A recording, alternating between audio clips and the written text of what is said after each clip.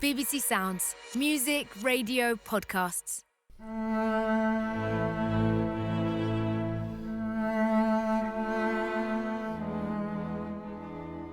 Sometime in the 60s, old Mr. Tomelty had put up an incongruous lean-to addition to his Victorian castle. This premises, with its little echoing bedroom, its tiny entrance hall, a few hundred books still in their boxes, and his 2 old gun cases from his army days, was where Tom Kettle had, in his own words, washed up. The stirring sound of the sea below the picture window had been the initial allure, but everything about the place pleased him. The mock Gothic architecture, including the pointless castellation on the roofline, the broken granite jetties on the shore, the island skulking in the near distance, it all seemed delightful. He loved to sit in his sun-faded wicker chair in the dead centre of his living room, feet pointed towards the affecting murmurs of the sea, smoking his cigarillos, watching the cormorants on the flourish of black rocks to the left of the island. His neighbour in the cottage next door had set up a gun rest on his balcony and sometimes in the evenings would shoot at the cormorants as they stood there on the rocks. He was quite content just to gaze out, just to do that. To him, this was the whole point of retirement, of existence, to be stationary, happy, and useless. That untroubled February afternoon, a knocking on the door disturbed him in his nest. In all the 9 months he had lived there, not a soul had bothered him aside from the postman, and on one peculiar occasion Mr. Tomelty himself, in his gardener's weeds, asking for a cup of sugar, which Tom had not been able to provide. He never took sugar because he had a touch of diabetes. Mr. Tomelty had portioned out his property into segments: Tom's place and the drawing-room flat, and indeed the turret flat, currently, suddenly, occupied by a young mother and her child, who had arrived in the dark mid-winter before Christmas. The knocking came mercilessly again, now for good measure at the doorbell. Through the glass door he could see the outlines of 2 men, possibly in dark suits, but it was hard to tell as the big rhododendron behind them lent them an inky halo, and the daylight was losing its grip on things anyway. His front door didn't sit well on its hinges, and the lower edge scraped dramatically. He opened it, it released its tiny screech, and to his surprise 2 young detectives from his old division stood there. They had the poorly shaven faces of men who rose early, and there was an air about them that, whether he liked it or not, drew him right back to his own early days policing, the unlikely innocence of it. "How are you doing, Mr. Kettle?" said the one on the right, a nice big lump of a young man with a brushstroke for a moustache. "I hope you don't mind us coming in disturbing you." You're not," said Tom, doing his best to conceal the lie. "Are you coming in?" They were. Inside the door they said their names. The wide man was Wilson and the other was O'Casey, which right enough he seemed to half remember, and they exchanged pleasantries about the awful weather, and then he set about making them tea in his galley kitchen. The 2 young fellows sat themselves down on invitation, and they fired the professional bonhomies back and forth through the bead curtains. Soon the pot of tea and the 3 cups were set on an old side table. Tom was mildly troubled that he'd no sugar to offer. He turned the wicker chair about so he could face them, and, summoning again his old friendly self, which he wasn't sure he still possessed, he lowered himself onto the creaking reeds and smiled. "We got the heads up from the chief that you might be able to help us with something," said the second man, O'Casey, as if, just for contrast, a long, thin person. "Well, sure," he said. "I'm always here to help. I told Fleming that." Indeed he had, regrettably, told Detective Superintendent Fleming that as he went out the door on the last day in Harcourt Street. "It's something that's come up, and the chief thought it might be useful to hear your thoughts on it," said the detective. "Oh, yes?" said Tom, not uninterested, but all the same with a strange surge of reluctance and even dread deep, deep down. "Do you know, lads, the truth is I have no thoughts. I'm trying to have none, anyhow." They both laughed. "We get that," said O'Casey. "The chief said you might say something like that." Now he poured the tea and delicately offered them the cups, his large hands determined not to spill any. He fancied Wilson was looking for his sugar lumps, but it was not to be. "You've come out a long way, a long journey, yes, I do understand, but," he said. He was going to add something, but found no words in his mouth. It was time they left him alone, is what he wanted to say. Outside the window, a gull dropped the full height of the frame, a sudden white thing in the corner of his eye, free-falling so abruptly it made him jump. But neither Wilson nor O'Casey seemed to have seen it. All they saw was Tom looking startled. Tom could see Wilson instinctively recalibrating, deciding to change tack, not come at this head-on like a mad little bull. Don't spook the witness. But Tom wasn't a witness, was he? Wilson leaned back into his chair and sipped 3 times from his cup. "You know," Wilson said, "you're very cosy out here." "Aye," said Tom, still with a trace of the fright in his voice. None of the 3 spoke. There was something much more pitch about the black of the window. He would have drawn the curtains, he thought, if he'd had curtains. He got up and went over to his little table and turned on the lamp there instead. It was a small brown job with a button on the weighted bottom for switching on and off. He had carried that lamp through 6 houses. When Joe was a mere baby and finding sleep hard to reach, Tom used to lie on the spare bed with the baby on his chest, and Joe loved to press that very button over and over, on and off, because he liked the click. Tom used to unplug it in preparation. He didn't want a disco. It was nice to have the warm baby on top of him, the 2 of them getting drowsier and drowsier. Sometimes Tom's wife June had to come in and wake him and lay Joe back in the cot. Tom didn't know what to do. Should he offer to cook them some tea? Welsh rabbit, gents? No, hardly. Or should he? There might be a few rashers at the back of the fridge. "Anyway, Mr. Kettle—" "Tom," said Tom. "Tom, look at... I have the reports in my pocket," Wilson said, and shoved his right hand into his coat and retrieved a long envelope, which was surprisingly grubby considering it was an official document.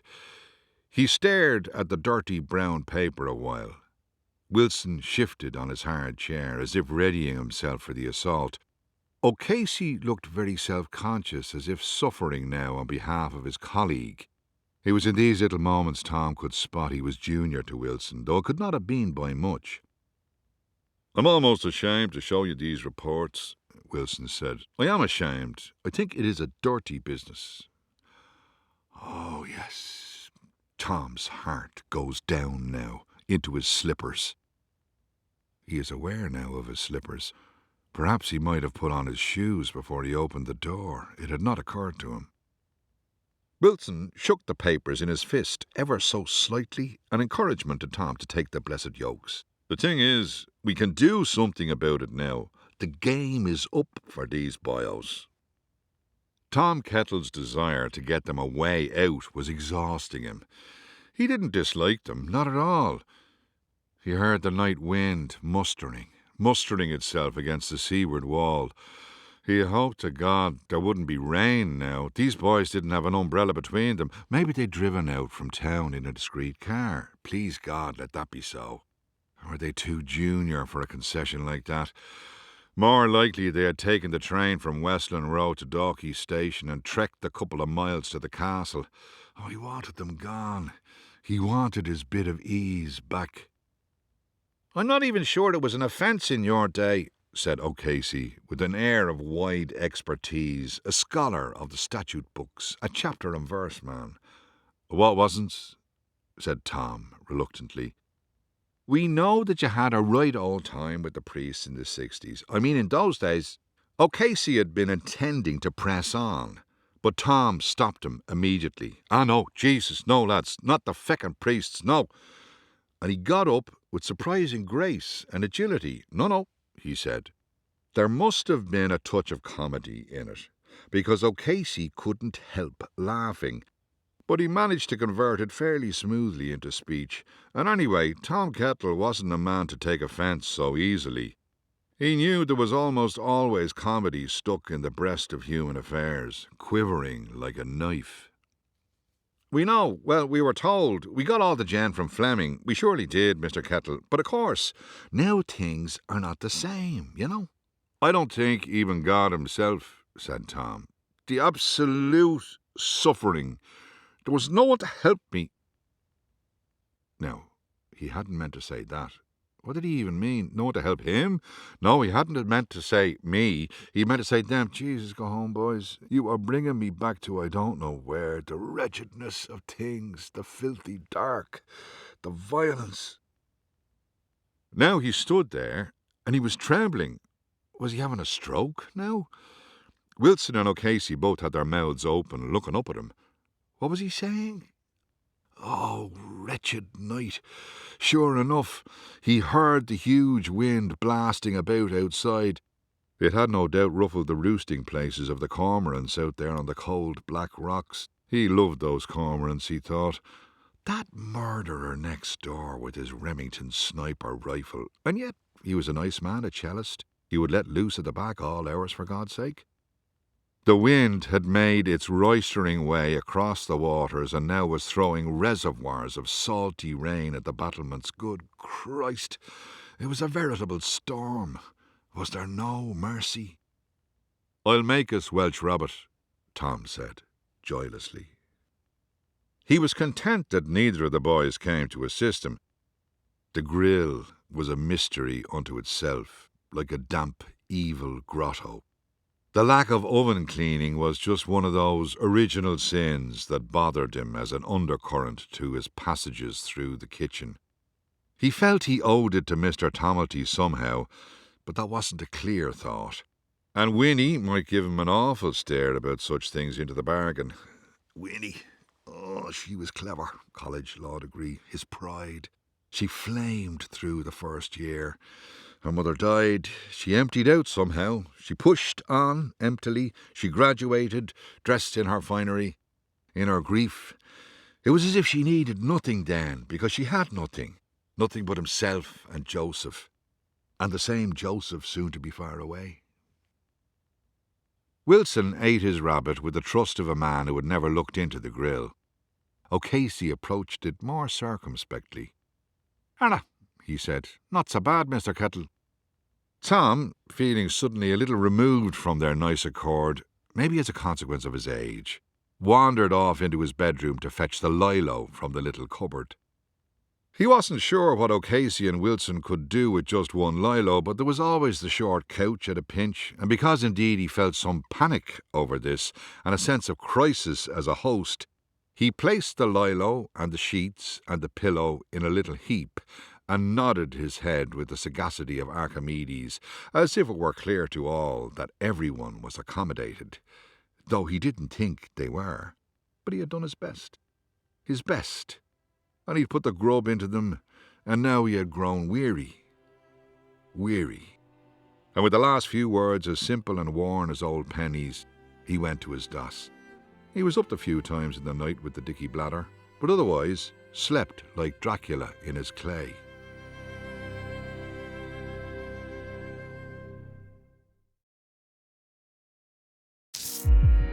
BBC Sounds. Music, radio, podcasts.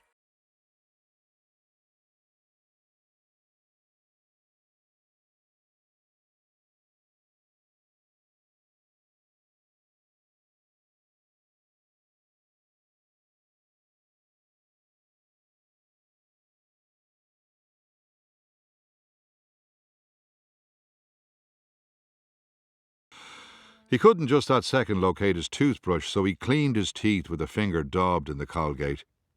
He supposed they had headed out into the lightless morning to catch the early bus to town, so there would be no break in their policing, as it were, and possibly to protect from any docking of their wages.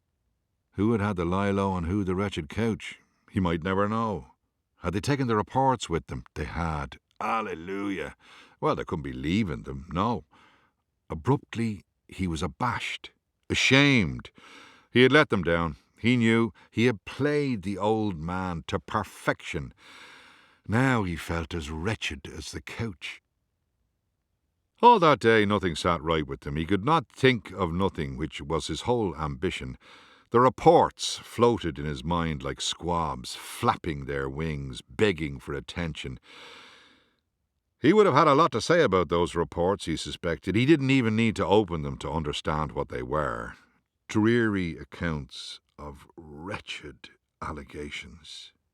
Having tidied his few rooms, valiantly trying to remove all traces of his guests, as if by doing so he could simply forget them, he found he couldn't tidy his frazzled mind. He put on his heavy coat and belted it, made his door screech open, gave the beautiful rhododendron an accusing stare, "How dare you look so content?" and stamped out the gates, and to his left up the hill. A chill rain began, just for his benefit, he thought, but by the time he had covered half the distance to the park at the top of the hill, here was the blessed sunlight. He thought of those rare summer days when the whole land thereabouts would be oven-baked, every crevice and wide vista crammed with lovely belligerent heat. Well, he was not there yet. Then he could cross down through Dillon's Park and quietly shed his elderly clothes, drag on his new togs under the flapping towel, and then consign himself to the deeps, exuberantly swimming, though not too far out because of the wretched currents. This present sunlight was only a distant cousin of the summers, but it was a comfort, it was a herald. The time for the togs was far off, but it was coming. It was coming. Oh, good Jesus. Was he happy or wretched? Was he ruined or saved? He had no idea. What was to become of him? What was the use of him? He stopped on the drenched pavement and put his hands to his face and cried again, with sobs and shudders in the diluted sunlight. Had he not been a competent detective? Had he not been appreciated for his deductive skill, his intuition, his sudden inspirations? He had. At least he thought he had. No one ventures out to see a mere retired man. Retired men are to go to the devil unless they have gifts. Rare gifts. He hoped it was so. Even as he wept, he hoped it was so. But he had rejected Wilson and O'Casey. He had spurned their bracing curiosity, their questions, their very ambulatory efforts to reach him, to reach the bloody hermit perched on his wicker chair, the beloved wicker chair. He had acted like a salted slug. He had. It was not professional. It was not even human or admirable. But how could he have done otherwise? He had thought to go on up to Sorrento Park, to clear his head among the peculiar boulders and the trees that the salt wind kept small and stooped. He had thought to do so, but shaken now, he turned back, hurrying, and took refuge, confused and panicking, in his quarters. He stood there in his living room, dripping. It was as if he were standing there for the first time, alien somehow, unknown, animal-like. He didn't know what to do. He wished Winnie... But Winnie was dead. Why did he talk as if she were alive? Winnie was dead. Joseph murdered in Albuquerque. His wife, June, dead. Dead. What was wrong with him that he couldn't acknowledge his dead ones? Couldn't tell Wilson and O'Casey with an easy grown-up voice the little stories of their fates? Couldn't say why the contents of those reports assailed him even before he could read them. Couldn't read them, couldn't in any sense read them, under any circumstances read them. He dragged off his coat as if it were a mental hindrance and let it drop to the floor. He went back into the rustic cupboard where he knew there was a length of rope. Any fool could tie a noose. It was the simplest knot in the world. Then he found himself wandering foolishly about the flat, trying to find something to tie the rope to. He had the noose about his neck, trailing the rope like an umbilical cord, and he was walking about, looking. He was embarrassed in front of himself. He stood at the picture window, and the sea was a million grey dinner plates below, surging in the channel. Then he saw the little boy who had arrived at Christmas with his mother to the turret flat come running into view. He had some sort of unusual stick in his hand, a black cane with a silver knob like Fred Astaire might use for dancing, and he was flailing it about in the wind, twirling himself all about, as if the cane had not been enough of a thing to be twirling, happy in the wind, the cold, oblivious. Tom went back into the kitchen, still trailing the damn rope. He felt an absolute surge of violence in himself, of the kind he knew that was responsible for great crimes. But he had no wish to commit great crimes. Instead, he banged and banged on the table, assaulting the grey-green formica as if it had done him ferocious wrong. He banged on it, but stopped just on the cusp of breaking it. He hovered there with an aching effort of self-control. Sweat oozed down his face, stinging his eyes, blinding him. He was standing there, his fists raised, arrested, with a noose around his neck, when the doorbell rang again. What was Tom to do? Would it be the first time in history that a person seeking the solace of suicide was interrupted by a doorbell ringing? No. Except, how many people had actually knocked on his door in the last 9 months? And now twice in 24 hours? All the fire and anger went out of him. All the strength. The only challenge was crossing the floor to the door. That seemed like a long, long way. He felt like the lad and lassie on the bicycle in Butch Cassidy and the Sundance Kid. Oh, not their happiness, but the slow motion of their scene, with the silly song that June had loved and hummed for a whole summer. Funny how, after all that had happened to them, they had still been well able to do ordinary things, enjoy ordinary things, going to the cinema. Bliss, really. In the dark at the cinema, didn't she only look like a film star herself? Her mother had been a beauty too. He knew that because she'd still had a little photo in her purse. It had given him a strange ache of recognition when he saw it, when she vouchsafed it to him, entrusting the torn photo to his gaze. He dragged himself to the door, just in time remembering the rope still trailing, unlassoing himself with a swirling skill he didn't know he possessed. The door screeched open, and there was the chief. Fleming, in full uniform. Tom was flabbergasted. It was quite a get-up, with its braid and silver. What was he doing here? It was black night now. What the hell time was it, though? Had he not just looked out his window and seen that boy in daylight, below in the garden? "Arra, Tom," said Fleming. His voice carried a pleasing Midlands burr. "Glad to catch you. I'm not bothering you." "You can't bother a retired man, sir," Tom said, with real warmth in his voice. "I was just there in the Dalkey Island Hotel. Annual dinner, just had the starters, prawn cocktail, disgusting. Thought I'd pop out and visit you, might save my life. Chicken supreme next." "Jesus, fancy," said Tom, laughing along, a touch falsely.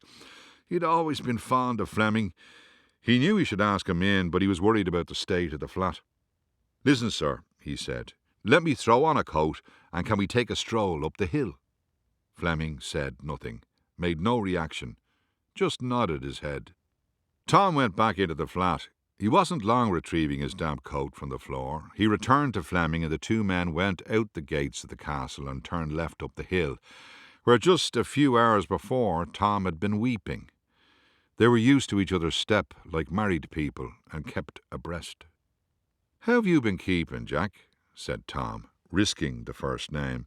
"Do you know, just dandy, Tom, just dandy." "How are you finding retirement? Must be nice to put the feet up."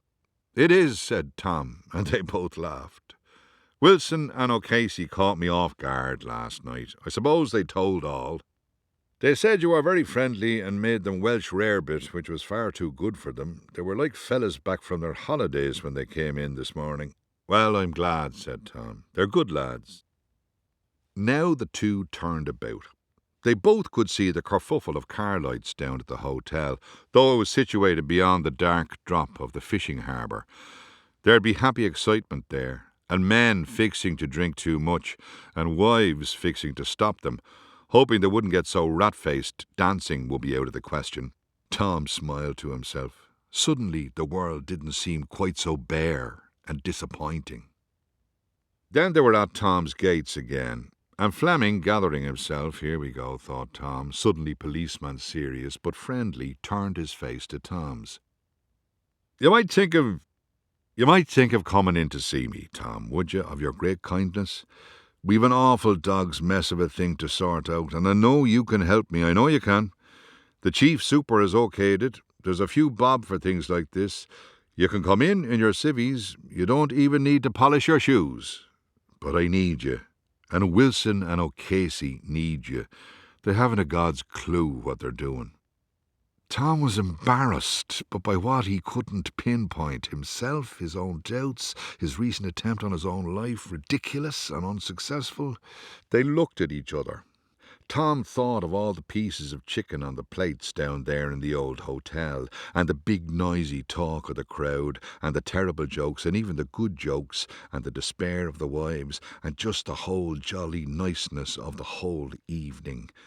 And he thought of June, a dozen times in her best dress, going in with him to places like that. Think on it, Acara, said Fleming. You do. No bother if you can't see your way. You know where I am. Good night to you. He grasped Tom's right hand. Jesus, Tom Kettle, it has been a great pleasure to see you again. It has. And with this speech, he was away. Tom was so moved he doubted his whispered, likewise, likewise, even reached his chief's ears. He knew what he had to do, he certainly did. He could leave it for a few days, because he didn't want to seem eager, somehow. Or did he just mean obedient? He was beholden to no man, he had earned that. His pension was his gun, his weapon against work. Oh, but he saw the justice in Fleming's words. And anyway, he respected Fleming. Such trust was the bedrock of kindness and friendship. Sure, he couldn't leave the prow of Fleming swinging in the wind.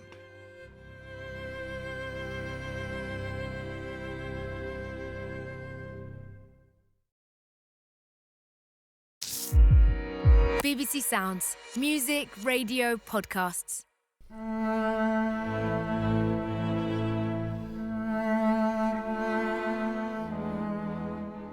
He set himself to cleaning the flat, as if he were going on a long journey and wanted to leave his billet clean behind him, though as far as he knew he wasn't going anywhere. But something drove him to it. In Prendergast's, he got a tin of furniture polish and even a chamois for good measure. Mr. Prendergast, a gouty little fellow, seemed uncomfortable with Tom's purchases, as if Tom had strayed across gender borders, and as he packaged them up in waxed brown paper and thin white tissue for the loaf of bread Tom threw in with the rest, and a pink toothbrush, Mr. Prendergast kept silent, as if struggling not to vent his vexation. Or so Tom imagined, trying to read the little person. The main street of the village curved away from him, as if following an ancient way of cows. The citizens, in their variety, passed him on the old pavement. It was still difficult for him to include himself among them. He still felt the old instinct, professional distance. The curious aloofness he had perfected, especially in the vicinity of bloody crimes, when children were killed, or even animals, when young girls were struck down, felled by fists, by shoes. In the old days, when wives were bloodied and beaten, you were not to go further than the front door. Ah, yes. You could check if a person was still breathing, but no more. A child of the house could be lathered into a state of utter distress. You had to leave that alone, too. It was a matter beyond the law. It was what everyone wanted. That was a queer form of policing, but he had never done anything but buckle under. Never done anything. But just the once. To the left of the stationers was one of those intimidating restaurants someone of his soul's mien would never patronise. Out of the doorway stepped Mr. Tomelty, polishing his glasses on the lining of his Crombie coat.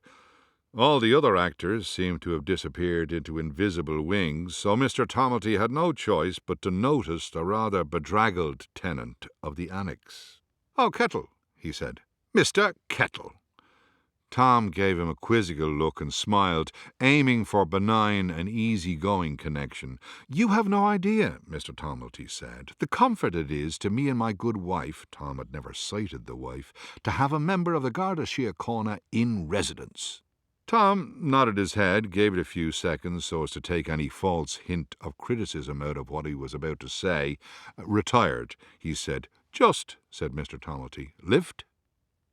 Between the pick-up spot and the parking spot, the sun abandoned everything for one more day. The sea blackened, and the islands blackened even darker. Now Mr. Tomelty inveighed upon Tom to follow him into his own quarters, through the main door of the castle, no less, and into a fine big room with 3 tall windows, framed by trimmed and gathered curtains. The clerk's ink of night had spoiled the view, but well he knew that view already, Tom, from his own perch in the wicker chair. And he thought briefly it was notable that they were all living with the same glad sight, and yet closed off to each other, strangers, and worse. A little woman came forth and took his right hand. The gesture shocked him. Her dress was the same colour as the shadows. "You'll have a drink, Detective Sergeant?" she said, again flummoxing him and breeding silence instead of explanation. "Retired. "I will," he said. "Sure I will." "You're not on duty," she said humorously, shaking her narrow shoulders at him. "I am not, nor never again," he said, finding his feet in the dose of humour. "Let's sit on the chairs and take our ease," said Mrs. Tomelty. "I am so happy to meet you. I really am. We were in need of a strong presence without fully knowing it, especially now we have children in the house, that lovely little girl and her brother." Tom had not seen any little girl. Did she mean the people in the turret flat? Mr. Tomelty beamed, like a torch switched on. "These dark nights have seemed brighter for your possession of the annex." The moon rose far beyond the island as they spoke on, and each time he looked through the dark windows, it seemed to occupy a different pane. Soon they knew he was a widower, and that his children were gone. Soon he knew that Mrs. Tomelty was the Irish authority on tea-roses, apparently a vast subject. It was only now so late in the day that he noticed Mr. Tomelty was wearing a bow tie. It was the green of gooseberries. It was difficult to square this with the man in tatters who had asked him months back for a loan of sugar. He was struck again by the strangeness of people, their mystery, but also their recognisability. As if there were only 10 different varieties of soul, after all. He had often thought that in his dealings as a copper, and yet, if he had been put on the rack to tell the truth, he had also to allow that they were intensely individual, so that they were known to him instantly, but also not, and possibly never to be known. Tomorrow he would go in and see Fleming, or the day after, when he had got the flat sparkling. He had cooked himself frankfurters and mash, a great favourite, and now they lay in his belly like an early pregnancy. His pyjamas were old, but all pyjamas seemed to be born old. His even older stomach was mottled here and there with skin tags and dark, round, coin-like things, which the good Dean's Grange doctor had declared to be benign. They were still unsightly. But who was there to sight them? No one. On the bedside table, much prized by June long ago, though no one sees it but ourselves, she had said in the old house, the day they moved in and rolled out the carpets, oh momentous day, was the book he wasn't reading, just wasn't. It was a newish history of Ireland, but he didn't have the strength for it. Who was he, anyway? He didn't know. Was Kettle even his name? Was it even a name? A pot in the kitchen. Joseph was well up on Native American kettles. though they didn't use them in New Mexico. This was the sort of thing Tom liked to know, so-called useless information. Before Joseph got the final nod for his green card in 91, he'd been looking for books about tribes, because the only job on offer was as a locum on a pueblo near Albuquerque. He was so happy to be going off and getting out of Ireland. So happy after everything that had happened, and though Tom was stabbed by the happiness in a way, he understood it. Adventure, renewal. "Mind the rattlesnakes," he said, as his son went off that day at Dublin Airport. "I will, Da," said Joseph. They were both smiling and laughing, tears brimming. They didn't have long in the new house in Dean's Grange, in truth, before the little changes. At night she would go to sleep like a body interred. He could barely hear her breathing. Billy Drury at work, a Roscommon detective he had a great graw for, and who he could just about talk to, said she had the blues, the housewife blues. But Tom didn't think she had the housewife blues. In the early days, she was as right as rain, wasn't she? And to him, everything had been verging on the miraculous. He was so old, all of 30, and he had long given up hopes of a deep love like that. And it was a deep love. She was just a girl that worked at the Wimpy Cafe in Dunleary. He and Billy Drury were down there for 3 long weeks trying to dig out evidence about a murder. Around 11 a.m., having traipsed about from house to house up and down Patrick Street, the curious snake of York Road, he and Billy would drag their sorry arses into the Wimpy Cafe and stick their sore legs under the Formica tables. And Billy liked to play the jukebox, and that's how they got talking, himself and June, mocking his dubious taste in country and western. She told him almost nothing about herself for ages, and he told her almost nothing, because what did they have to tell? But they soon clicked that the reason for this was the same reason in each of their cases. Cases was the word. Their whole lives seemed to him like crime scenes of a sort, and yet here he was, a detective, no less, and here she was, a lovely waitress, and here was the son of Dunleary, the same son whose heat was much stronger inland, even close inland, like the back of Monkstown. And one lazy Saturday, on her day off, they walked all the way along the tremendous seafront of Monkstown and out onto the old sea field at Sea Point, luxuriant with the August grass, and they found a discreet hollow, like thousands of lovers before them, and kissed like crazy kids, falling deeper and deeper into the bottomless pool of love, and made love like moaning demons. Would the gods forgive him for weeping in his bed now, in far Dalkey, thinking these things? But who was she? She had only been 3 when her mother died, her mother as beautiful as herself according to the little photo. What was her mother's name? June had no way of knowing. Those bloody nuns would never tell her a thing. She had nearly found out. As a little girl of 11, she had sneaked into the orphanage office to try and find her file. It was a big, gloomy place, June told him. She found her file all right, her name on a folder, in a long desk, she said. She lifted it, and the little photo fell out. Otherwise, the folder was empty. Just then, one of the nuns came in, and then there was caterwauling and raging and punishment.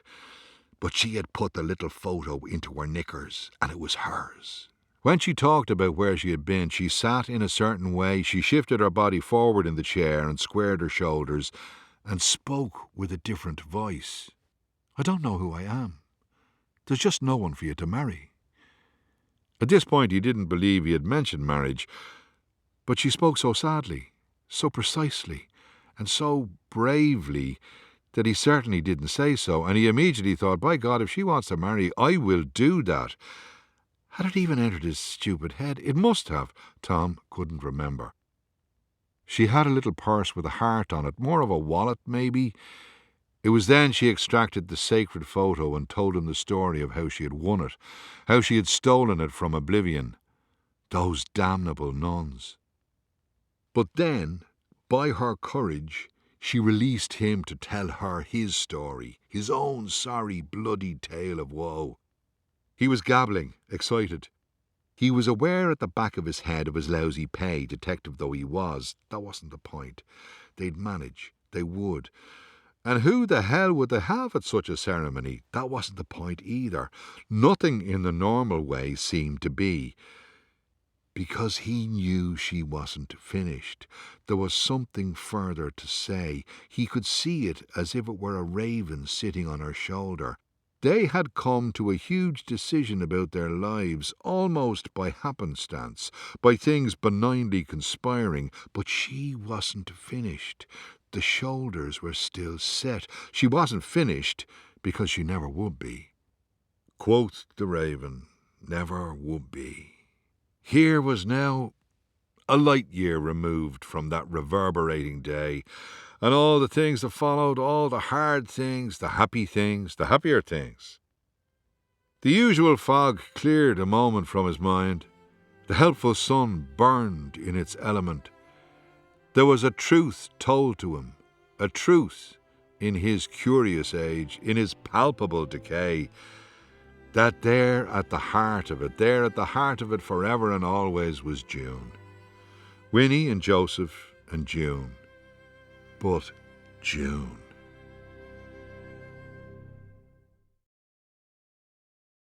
BBC Sounds. Music, radio, podcasts.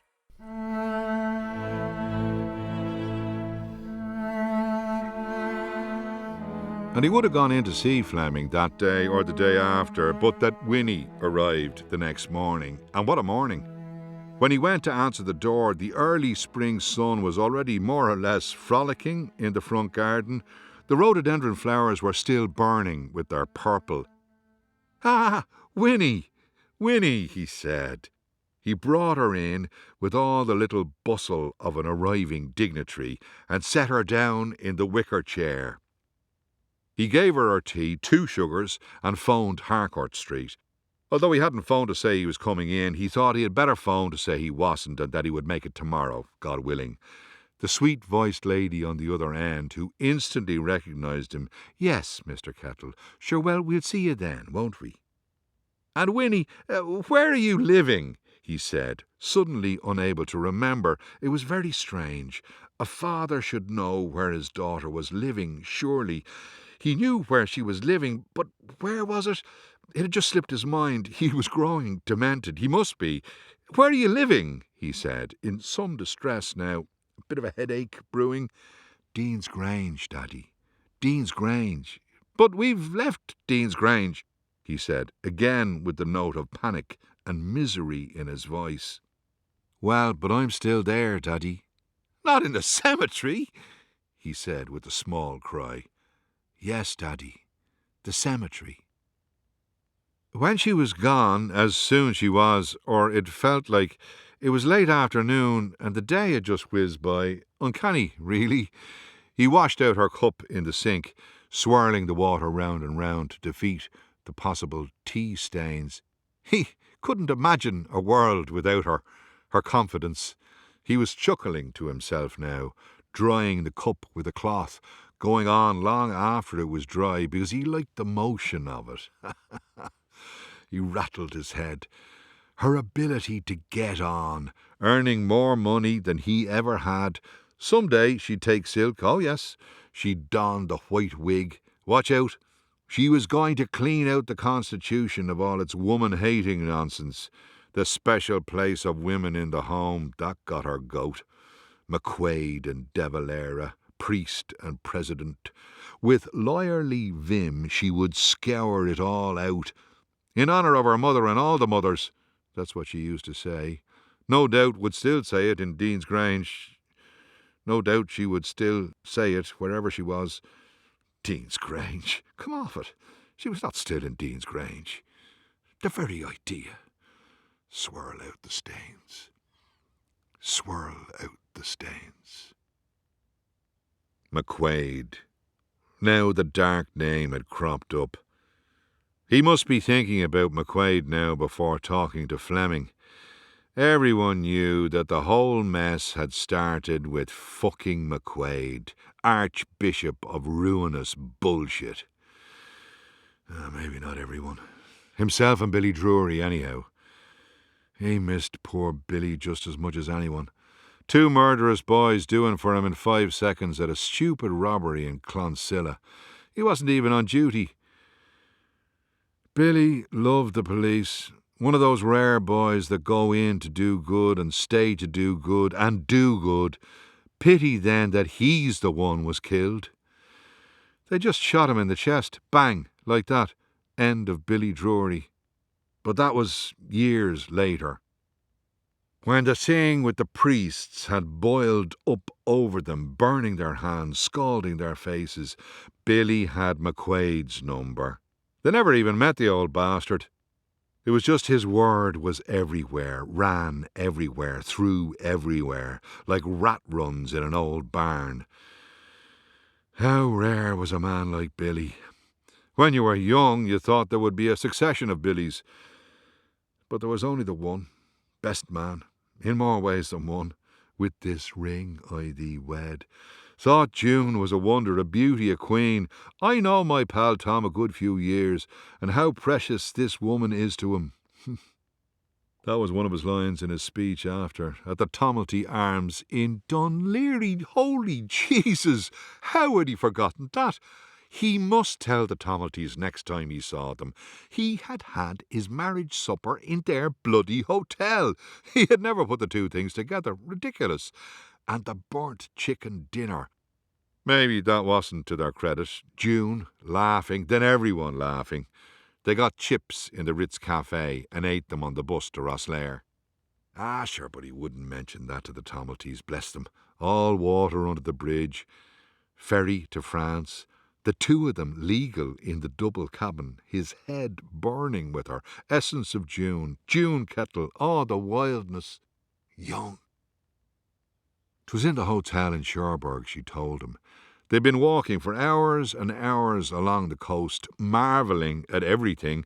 He thought he was going to die, he was so happy. I'm after marrying you, she said, and I've not even told you the truth.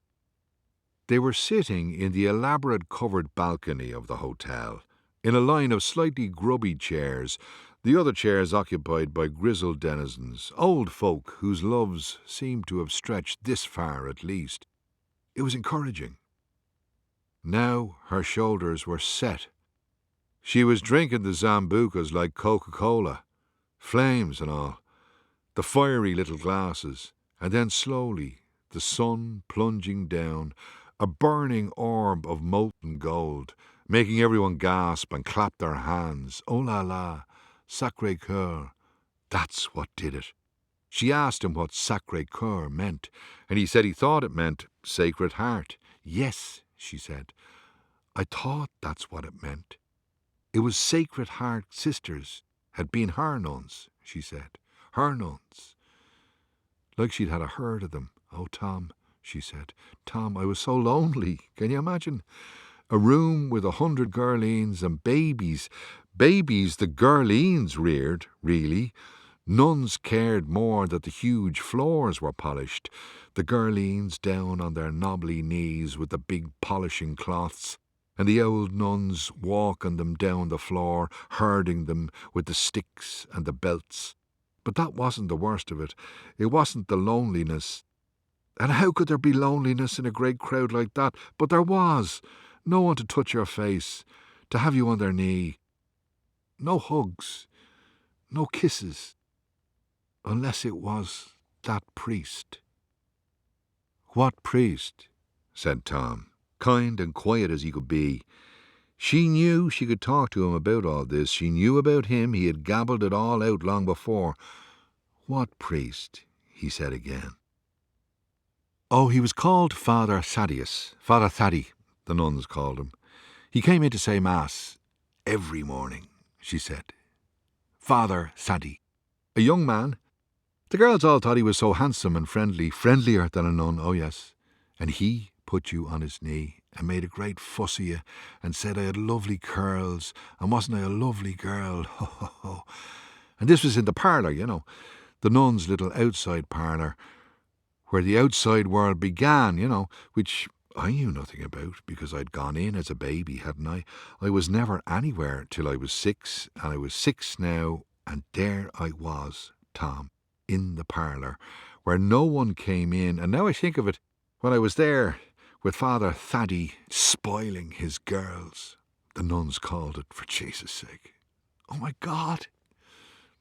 So nice, so kind, so soft, so different, and me staring up at him. What was all this? It was nice, so nice, and Tom. He suddenly was wondering where the orb of the sun was.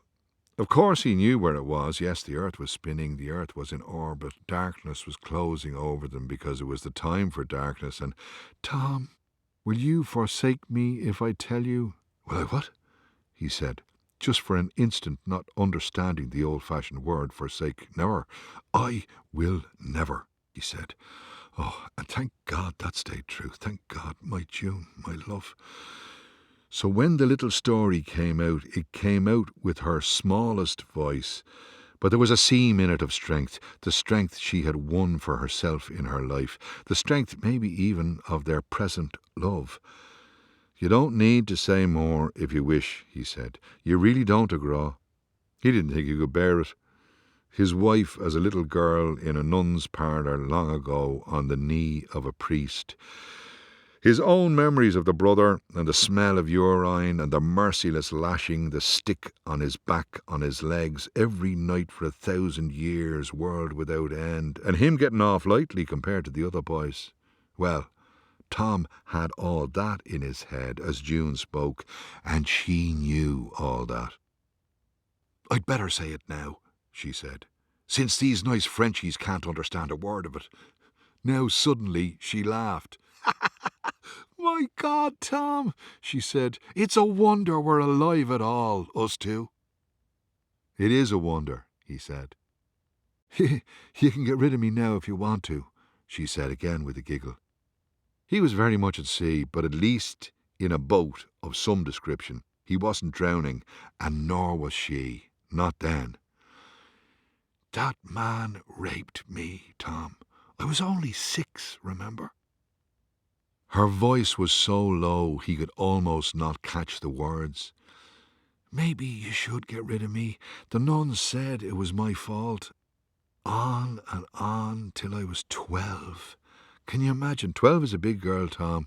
Every few days, coming for his kisses, he called it. His kisses. His kisses. With his hairy belly and his beery breath, his big yoke like a rod of steel piercing into me. At the age of 6, Tom. Tom, I am sorry. I want you to see it. I want you to know it beyond a shadow of a doubt. So you don't misunderstand me, so you don't mistake me for who I am, just in case you think I'm someone else, Tom. And if the nuns knew, they never said. And if the nuns didn't know, they must have been blind, deaf and dumb, because he did it to a dozen girls over the years.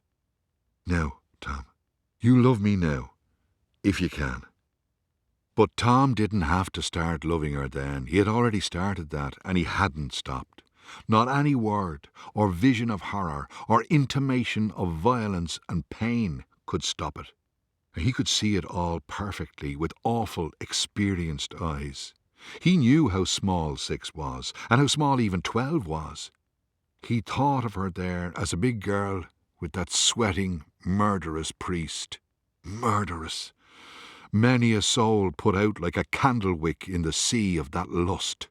He had seen it with his own eyes, the boys the brothers were raping, with the light in their eyes put out.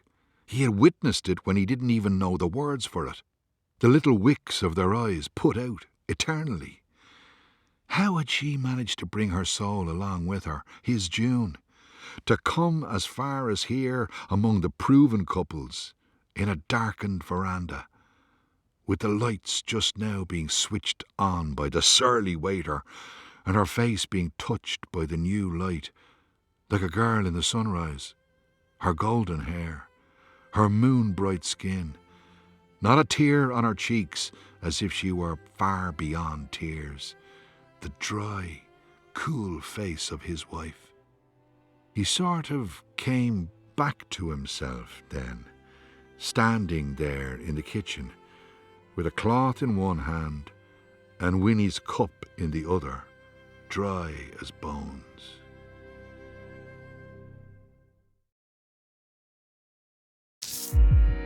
BBC Sounds. Music, radio, podcasts.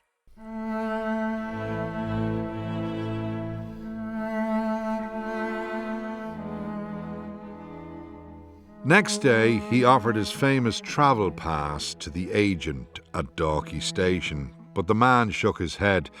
"You're too early," the lad said. "You can travel for free after 11. Sorry, bud." "I suppose I can buy a ticket. I'm going into work anyway," Tom said, with a jocular nonchalance he in no way felt, handing over the few bob. The train line from Dalkey was a creeping thing. It avoided the sea now and snaked between the rich men's houses, through Glenageary, Glastool, Dunleary, nearly underground. Navvies long ago had dug a deep trench for it, as though it was ashamed of itself. But after Dunleary, it burst forth on the coast again. Tom's actual eyes saw Monkstown Pier now, an arm with 3 elbows. It pierced him through with memories of June, of their innocent walking, and through his memories of the Seafield at Sea Point the train rattled and shook. He got off at Weston Row Station. City of Death, Lincoln Place Gate, South Leinster Street. Now he had made his way along Weston Row itself, and memories were lying in ambush everywhere. May 1974, merciful God. Up in Harcourt Street they had heard the 3 explosions. Fleming was in his mid-30s then, still his equal in rank. The 2 of them went down like hares through St. Stephen's Green, searching for the source of the noise, galloping between the rose beds, the push chairs, the bonny babies, the twopenny deck chairs. Make way! Make way! Sirens now, and fire tenders, and the silent forms of people looking towards the sound, not in the least knowing what it was. Down Kildare Street, their bodies sweating, their boots a dreadful weight, and in the distance something to make your heart quail with dread, even a policeman's hardened heart, things lying on the road below that looked like cuts of meat. Had someone blown up a butcher's? He trembled for a week, and he had only been a helper, a policeman running to assist. What earthquakes must those others be enduring? The spouses, the fathers, the mothers, the children? A plague of trembling. Was he even trembling a little now, these 20 years later? He was feeling the stirrings of old responsibilities. He hurried on to Harcourt Street. "You're bloody good to come in to us," said Fleming. They were in Fleming's office, himself, Wilson and O'Casey. "We have it all spread out before us," said Fleming, indicating the little pile of papers and notes, the folders that had menaced Tom in Dalkey. It was a bleak, bare room, and Tom loved being back in it. "You had a chance to look at the case notes?" No, said Tom guiltily. "Sure, I didn't. The lads weren't sure. But sure, you know most of it already. We're trying to respond to new info, but most of the stuff is from long ago, in William Drury's hand, God rest him. He was an excellent writer of the case files. Jesus, he was. We have good reason to bring this further, but, Tom, I won't lie to you, the Assistant Commissioner is not keen. He's very troubled by our efforts. Good old-fashioned Catholic. And we're fairly God-fearing ourselves. When we were young policemen, think about it, would we ever have said boo to a priest? Never. Sure, they were the leaders of our solidarity. They were our guides." "That's true, you know," said Tom, looking at Wilson and O'Casey. Yes, said Fleming. "But the priests have brought this on themselves. They've cooked the devil's stew for themselves, and now they must sup. But the AC is not keen all the same, so I must go along softly. Hence I'm asking you. You were there on the ground. the first time Byrne showed up on the radar, and how did that happen? He was living with a Father Matthews, now deceased. Byrne was a curate in Coolmind, where Matthews was parish priest. He was older, 45 maybe. Byrne was about 30. They lived in the presbytery together with a housekeeper. Byrne came up because there was a tip-off from Scotland Yard. Something to do with photographs being developed in England. The Aegis had sent them there, pictures of little boys, not a stitch on them. And Scotland Yard contacted the chief. Anyhow, we were young enough, about your ages, boys, he said, nodding to Wilson and O'Casey, and young enough not to like this at all, and we were keen to do something about it, and intended to, and we wanted to go over to Coolmind to have a little chat with Byrne. Just ye two, said Wilson.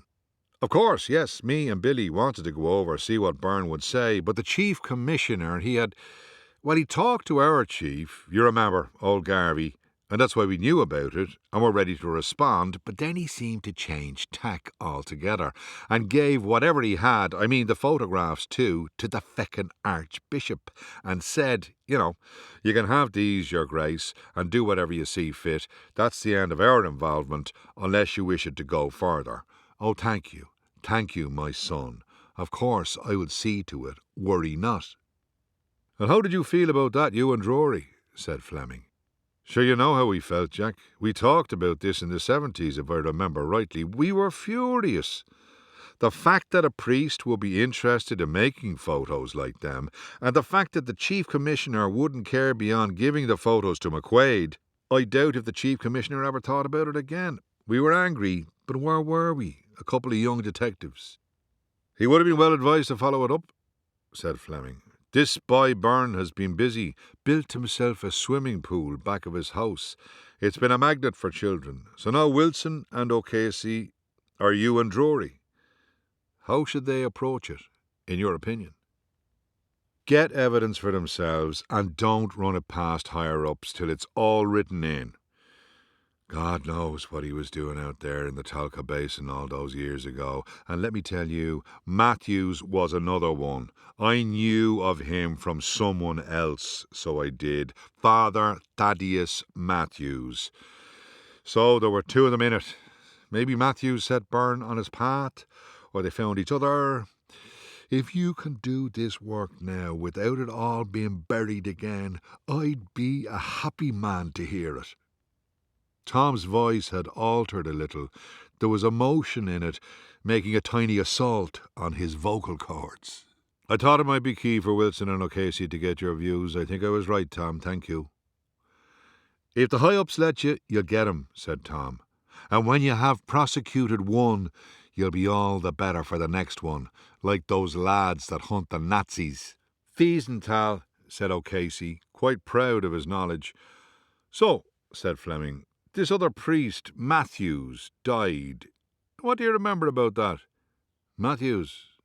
Yes, Matthews. Well, I never heard much about him after, no. We've been thinking of opening that case again, you see, Tomo, said Fleming. It's a kind of related thing, really. There's quite a bit of evidence still in bags and boxes in Store Street, apparently. Billy Drury again, meticulous and thorough. These days we might get DNA. Might not be too late. There's bloodstains and all sorts, I'm told. But I only asked you about it because I see you were the investigating officer on that, when he was found. In the Dublin Mountains it was, wasn't it? But I can see this has slipped your mind, and I don't blame you, it was so long ago. Tom looked up at Fleming, and he could feel his face opening and closing like a sea creature. It was a very strange feeling. I was the investigating officer? Yes, with Billy Drury, according to the reports here that we have. That's why I wanted you to read them, not just because of Byrne. Tom was struggling to breathe easily. The shock of being told something he did not remember, but instantly did as soon as it was put to him, it was the most extraordinary out-of-body experience. I did not remember that. All those years, I did not remember. I really think... And now Tom felt truly faint. and was looking about for water. The office had nothing in it but 2 filing cabinets and the desk and the chairs and the men, so he didn't know why he was bothering. There was no water in the room unless it was the stuff running down his back. He felt dreadful. What was wrong with his head? Had he always been so? He'd never felt right after June died, but she died 20 years after this forgotten business. And then Winnie, oh, Winnie, and Joe as the finishing blow. But no, it was coming back to him. Of course he had investigated that.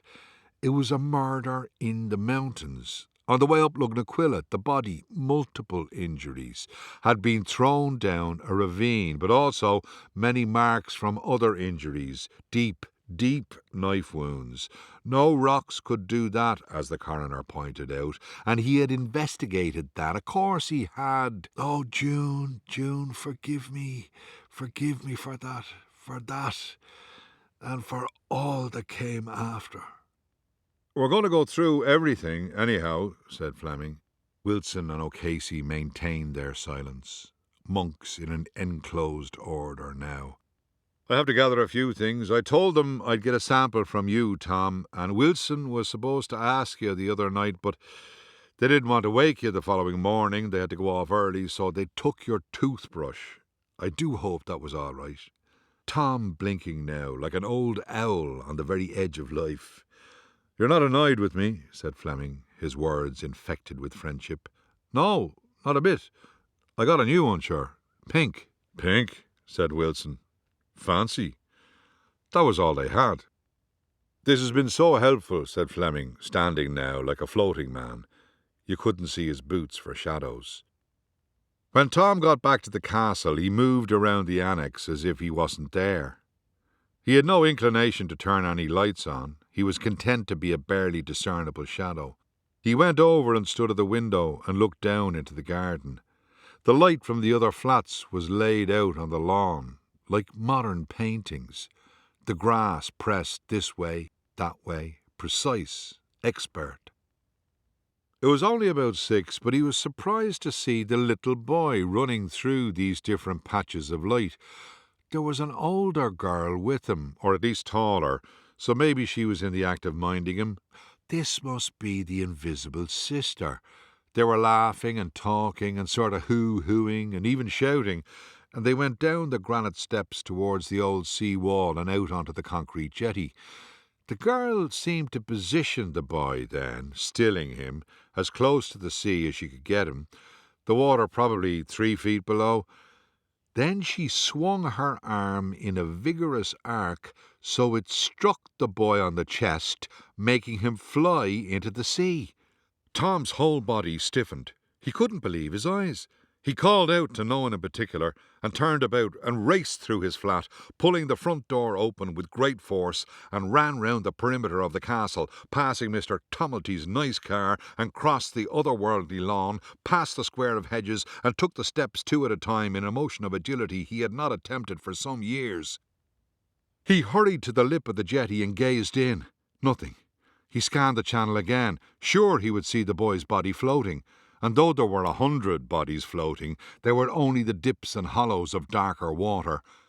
Was that him there? Should he throw himself in? The current may be lethal. Frantically, he headed back to the front of the castle and went in through the main door, and instead of going left to the Tumultys, took the stairs 2 steps at a time.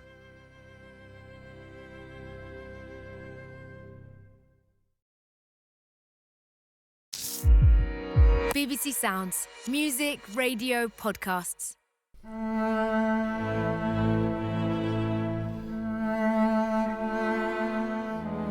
He would have had to make a guess at the door, only Mr. Tumulty had helpfully attached turret to it, using those shop-bought metal letters. He was drenched in sweat from his swift run, but he knocked on the door, trying to tone down what he thought of as his policeman's knock. With surprising promptness, the door was opened, and a preternaturally young-looking woman appeared. If she was the mother of 2 children, it was a victory over nature, because she was so girlish he thought she might be the childminder. which he was not doing a great job of in the circumstances. "I'm really sorry to bother you," he said. "My name is Thomas Kettle. I live in the annex flat." "Oh," she said, "you're the policeman." "Retired," he said. "Look I saw two children. I think I saw your little boy pushed into the water, and I went down to check he was okay, but there's no sign of him." "Oh," she said, "I don't think so. I just put him to bed. Jessie." "I could check," she said, vaguely enough. "Could you? Sorry about—" He indicated the disarray he was in. She laughed lightly. "Hold on," she said, and strode away back into the room. He heard the strains of his neighbour's cello seeping through the Victorian walls. Then her handsome face and her neat blouse popped back into his view. "Nope," she said. "All's well. He's asleep already." "And your little girl—" "My little girl is dead," she said brightly. "Oh," he said, "but Mrs. Tamilty had said—" "Jesus, forgive me, Mrs. I've gone back to my maiden name," she said. "McNulty. I don't know if I'm Mrs. or a Miss now, really. Could you come in for a moment, Mr. Kettle?" "Come in? Me?" "Yes," she said, laughing again. "Mr. Tamilty told me who you were." So he followed her in. Now the room opened out, and there were the two windows looking out on the sea. This was a part of the main castle, over the Tamiltys below. "You sit down," she said, indicating a plump, becushioned armchair. She was a lively, pretty sort of woman, and he liked her, this Mrs. or Miss McNulty. He was content enough to wait in silence while she made coffee in the little kitchen dock. The lonesome cellist next door was still sawing away distantly. What was his name? Delaney? No. Now you'd think a policeman would remember. He had only spoken to him once or twice, and he'd been very interested to try and see the make of gun the cellist used. The only thing he had been good for in his brief sojourn in the army was sniping. She gave him his cup of coffee. "My story's a very hard one," she said, "and I don't think I could tell it to anyone. I haven't told Mr. Tamilty. I came at Christmas time." Now suddenly, despite the admirable calm in her voice, she stopped, because tears were assailing her. When she spoke again, she made no apology, which Tom admired. "I was running with Jessie, trying to get the hell away from London. I can't tell you," she said. But then she did tell him. "My husband." Tom knew when not to ask a question. He just sat with her, like you might sit with a nervous horse, to give it comfort. "I don't know if you have ever been the custodian of a story that no one else believed." "Oh, yes." "You have?" "Yes," he said. "Then I can tell you." She placed her hands palm down on her thighs and tapped at the floor for a moment with the heels of her shoes. "Oh dear," she said, "it's very difficult just to say this. I'm in desperate need of advice. I am absolutely terrified my husband will turn up here, and I need to know what to do." "Does he know where you are?" said Tom. "I don't think so," she said, with a little rat of doubt sitting up in the words. Then she told him what had happened to her daughter. As he listened, Tom was trying to itemize the information in a professional way, but the story was shockingly familiar to him, not a familiarity he welcomed. First, she had noticed problems with her daughter's body. She had brought her to the doctor in London because there was blood in her rectum. The child was only a little girl of 6, and she had no idea what was wrong. The doctor was in his 50s and not very concerned, and indeed the bleeding stopped.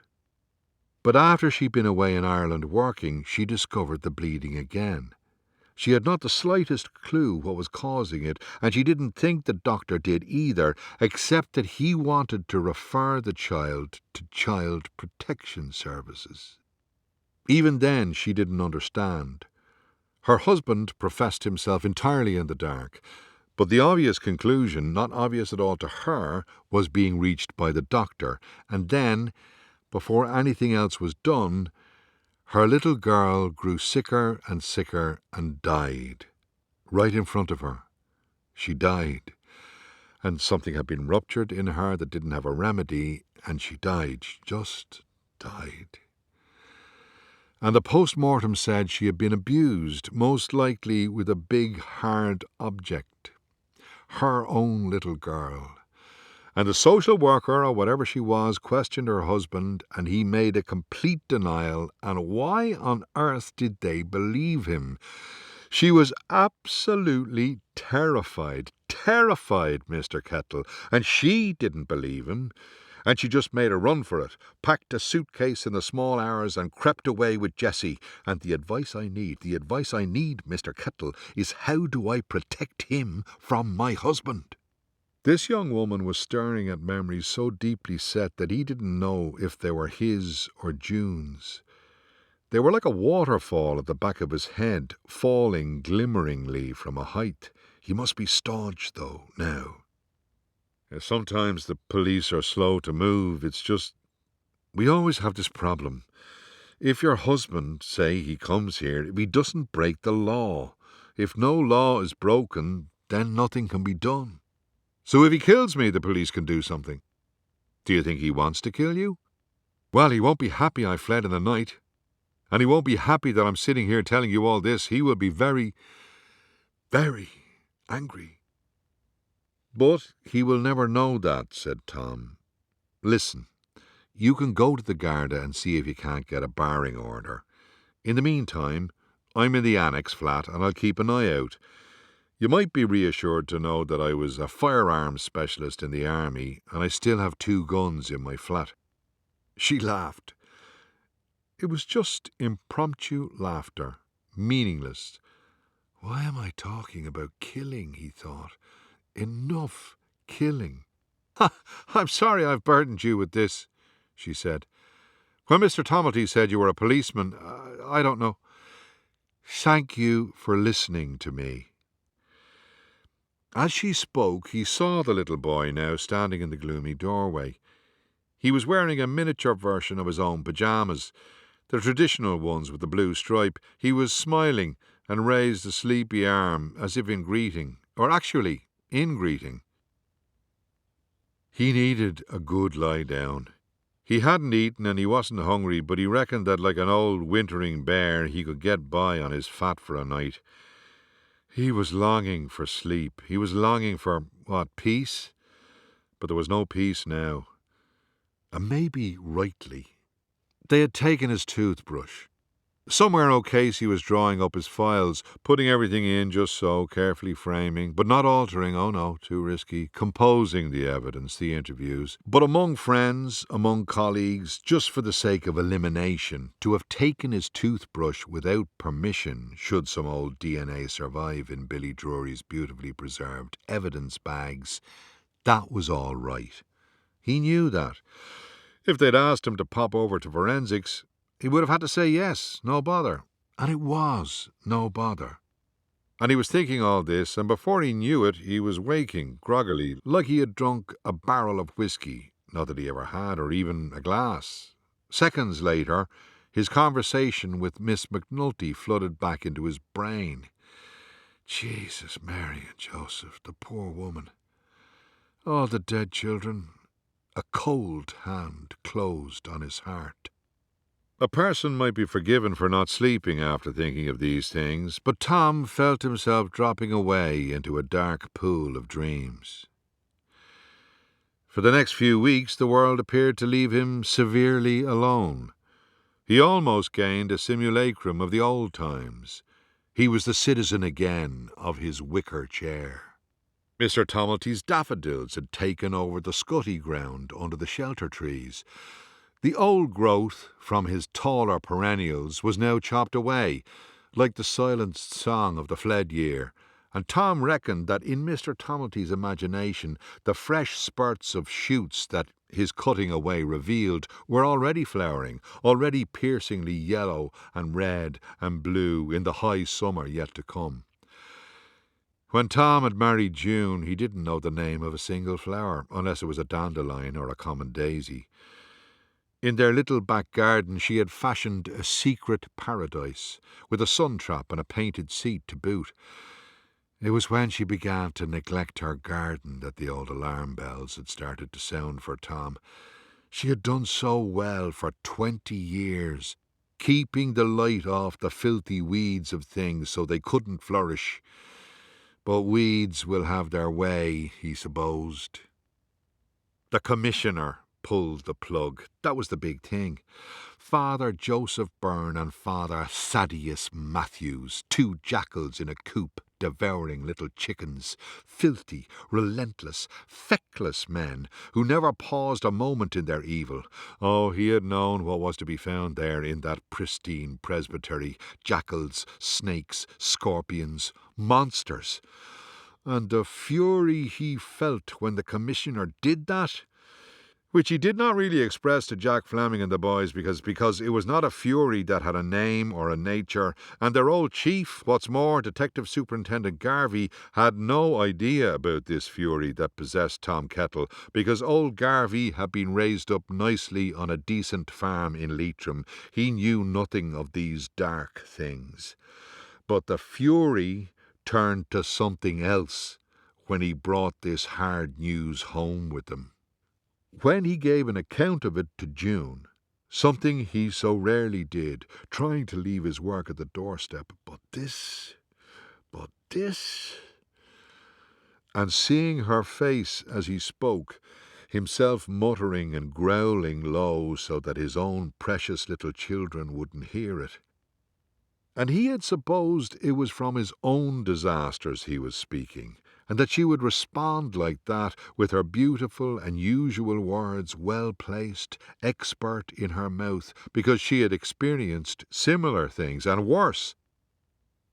But his words seemed to gather a dangerous speed. Father Joseph Byrne and Father Thaddeus Matthews, this and that, and the bloody commissioner. And she said, Tom, Father Thaddeus, you say? And what age would that priest be? And Tom said, I'd say mid-40s, that sort of age. Mid-40s, she said, and such a rare name. And is he a dark sort of man, with a belly and his red hands? Does he look like a butcher that has washed his hands all day? Oh, he does, said Tom. He does, I do not doubt. And she cried out, forgetting to shield her distress from her babies, but no matter, they did not hear. That's the man that hurt me. That's the man, Tom.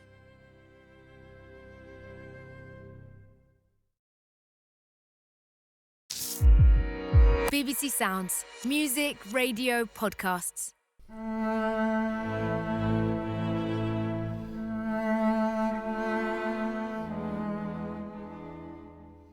A very violent death, suggestive of fury and frenzy.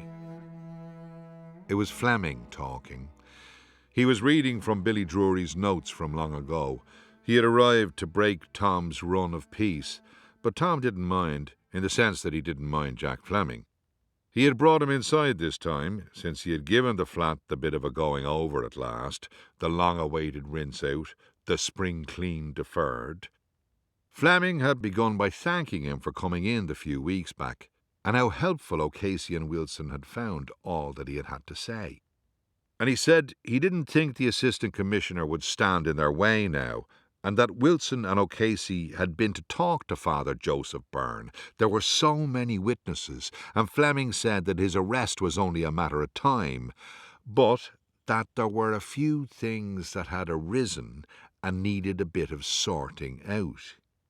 And did you get anything off the evidence that Billy kept from the 60s? Asked Tom. Perhaps unwisely, he didn't really know. Nary a bit of DNA. Of course, I don't think anyone thought there would be. Forensics ladies were sceptical at best. Worth a try. They said to tell you, sorry about the toothbrush. They wrecked it. And Fleming laughed, enjoying their forensics humour. There was plenty of old dried blood. The black soutane, stiff with the black blood.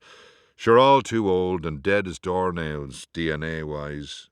But there were two blood types, a whole sea of one, probably off Matthews, and then a nice little sample of another. Now Fleming went silent for a bit. He didn't look about the room. He was in Wilson's old chair, as it happened, but stared down at the bare floorboards. Now, you and D.S. Drury were the men at the scene. It was in the Dublin Mountains, wasn't it? The Wicklow. Wicklow, right. I was wondering, did you get an analysis of the blood at the time? There's no contemporaneous sample from Byrne, for instance. We could easily get one now. Did you? Or was that all lost, maybe? Tom felt a tug at his professional heart. The answer was clearly no. He sensed Fleming would find almost any answer lame. But he had given him a little door out. Things did get lost. But at the same time, Billy had been renowned for his evidentiary prowess. He didn't know what to say. Billy used to collect blood samples on these cards, said Tom. Just a pinprick. There'd be a pack of them, like a deck of playing cards. Ah, yeah, of course. As maybe. Jack Fleming wasn't doing a great job of hiding his disappointment. Tom didn't know if he was disappointed in his lousy answer or in the general failure to preserve evidence from the 60s. Well, sure, said Fleming. The best we can do is take a sample from you. We can hardly dig up Billy Drury. Billy thought Byrne might have done it, but he didn't know. You didn't take a sample from Byrne, said Fleming for the second time, sharp as sharp. Not for nothing promoted. He just wanted an answer, aloud, in words. What does the file say? Jesus, I don't remember. We didn't get a match for Byrne, I'm fairly sure, or we'd have charged him straight away. Oh, we can check it, said Fleming, and he joined his two hands together, in almost a praying gesture. When O'Casey and Wilson went to see Byrne, he said nothing about the swimming pool and the kids, wouldn't answer anything about that, said he would need his solicitor present. So they asked him about the Matthews cold case, just to warm him up. Wilson is so clever. And Byrne said, much to Wilson's surprise, he thinks he saw the murderer on the mountain earlier. Said nothing at the time, had his reasons, he said. Secrecy, his own crimes, I say. Byrne was walking far behind Matthews, who was gone ahead like a mountain goat. This is just what he told the boys. But he saw a man right enough, yes, and some while later he said, but away in the distance so he couldn't be sure, the blur and ruckus of a struggle, and heard Matthews cry out again and again. Byrne was scared shitless. He didn't even go up to the scene, he said. He just knew it was bad. Bad. And when he went down to the car park to get away, a walk of some 2 miles, stumbling along on the heather, he found what he thought was the same man he had seen on the mountain in the car park. And he was very surprised that the man came straight over and said he was a Garda. He was absolutely terrified, was sure he was next for the chop. Molesters are cowards, Tom. The bloody same man he had seen on the mountain above. He was nearly certain. So what was going on? His head was swirling, so he didn't know what to do, but he told the policeman his colleague had fallen on the mountain.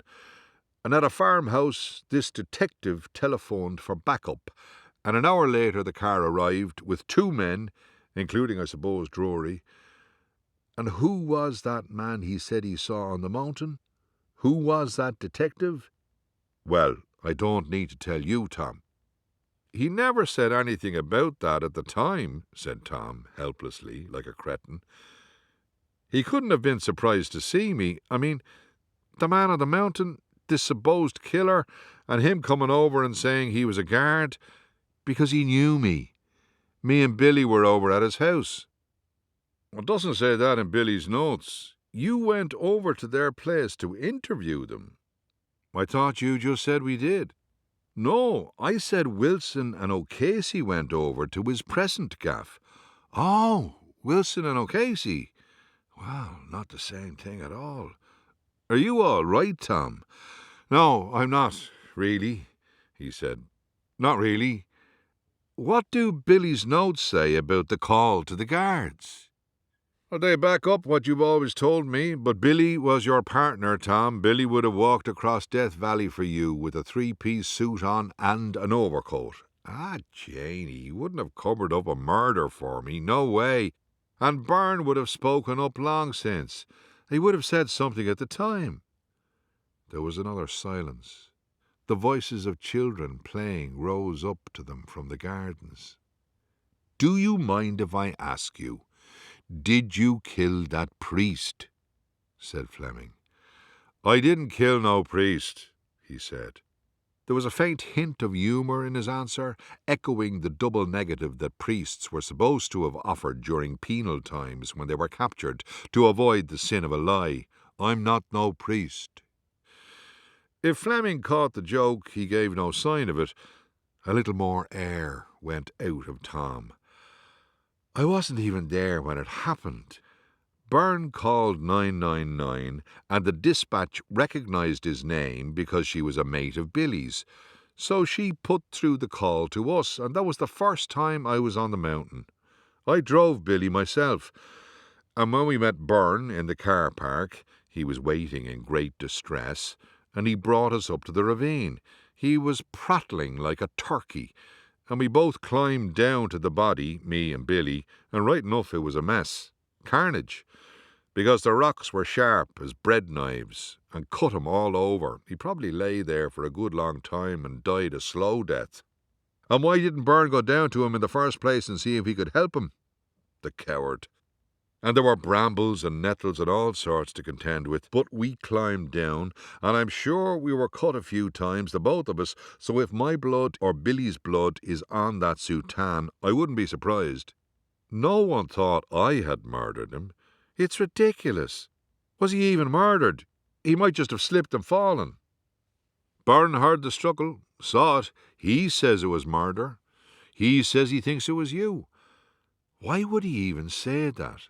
That's the bit that worries me. I don't know why Byrne accuses me, haven't a clue. Because he's trying to throw Wilson and O'Casey off their game, get them off the present day and back to the 60s where he's on happier ground? That man is guilty of terrible things, and Thaddeus Matthews was an evil man that caused great hurt to people. I don't know why. And you'd no prior connection to Thaddeus Matthews. What did the notes say? Not a thing. There you are. Billy Drury's notes will bear me out. Why would I kill Matthews? I was angry about the commissioner, but I wasn't that angry. Jesus, Jack. I know you've had a hard few years, Tom. I know. But when a bastard like that says something like that, I have to follow up. You give us the blood sample, come in at your leisure, and sure we'll take it from there. Sure I will, said Tom as easily, as smoothly as he could manage. No problem at all. Fleming went off then, managing to do so with great bonhomie, in spite of all. Goodbye, goodbye. We'll get that priest now, whatever happens. Nick him for sure. You'll see, Tom. Good night, good night. Throw away the key. Could he ever truly tell Jack Fleming what had happened on that mountain? It was something that belonged, was locked in, was fatally preserved in the long ago, which was now neither true nor false. The real answers to Fleming's questions were not in his cranium. They existed elsewhere, in the great cloud of unknowing where all human stories congregate. He knew exactly what had happened, but he couldn't tell Fleming any of it. Beyond the ken of Fleming. Beyond his own, really. Not because it was incriminating, but rather beyond belief. Beyond Fleming's belief. More things in heaven and earth. When June had let out her wail of anguish, she begged Tom to bring her to where she could get a sight of Matthews. She begged him. "Let's drive out there," she said. And it was a Tuesday. Well, he had to work, of course, so he said they could do it on Saturday if she still wanted to. He didn't remember her moving much again in the time from that Tuesday till the Saturday. She sat in the living room like a child waiting for someone to come and take her out, an orphan look. Saturday came, and they drove out in their Ford Escort, rare two-door version, to the region where he knew the priests lived.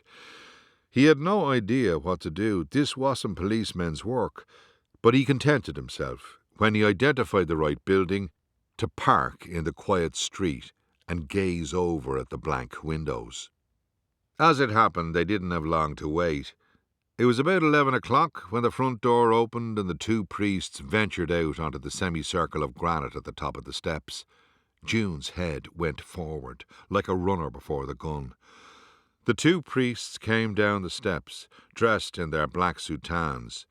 They walked down their weedless gravel drive just as carefree as you'd please, and with half-heard talk and laughter climbed into their three-wheel bubble car, and away with them. "Do you recognize him, June?" Tom, follow them." He supposed that was a yes. "Quick, they're getting away. Come on. He nosed his leaf-green car out onto the blithe, sun-washed road, and after them. It was no bother to keep a tail on them, sure he was well used to it. For some reason, he wondered if his Smith & Wesson was in the boot, where he had a bad habit of keeping it, as in against regulations. But still, and anyway, he would hardly need it. But otherwise, his mind was strangely blank, like a window at the wrong angle to the daylight. "This is for June," he kept repeating, muttering, like a Buddhist mantra. "This is for June." What was she intending? Was the gun in the boot? What did she want him to do?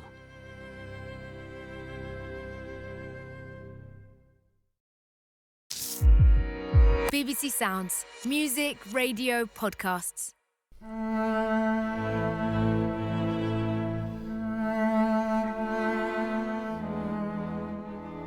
Next day, he scooted into town again. If they wanted his blood, they should have his blood.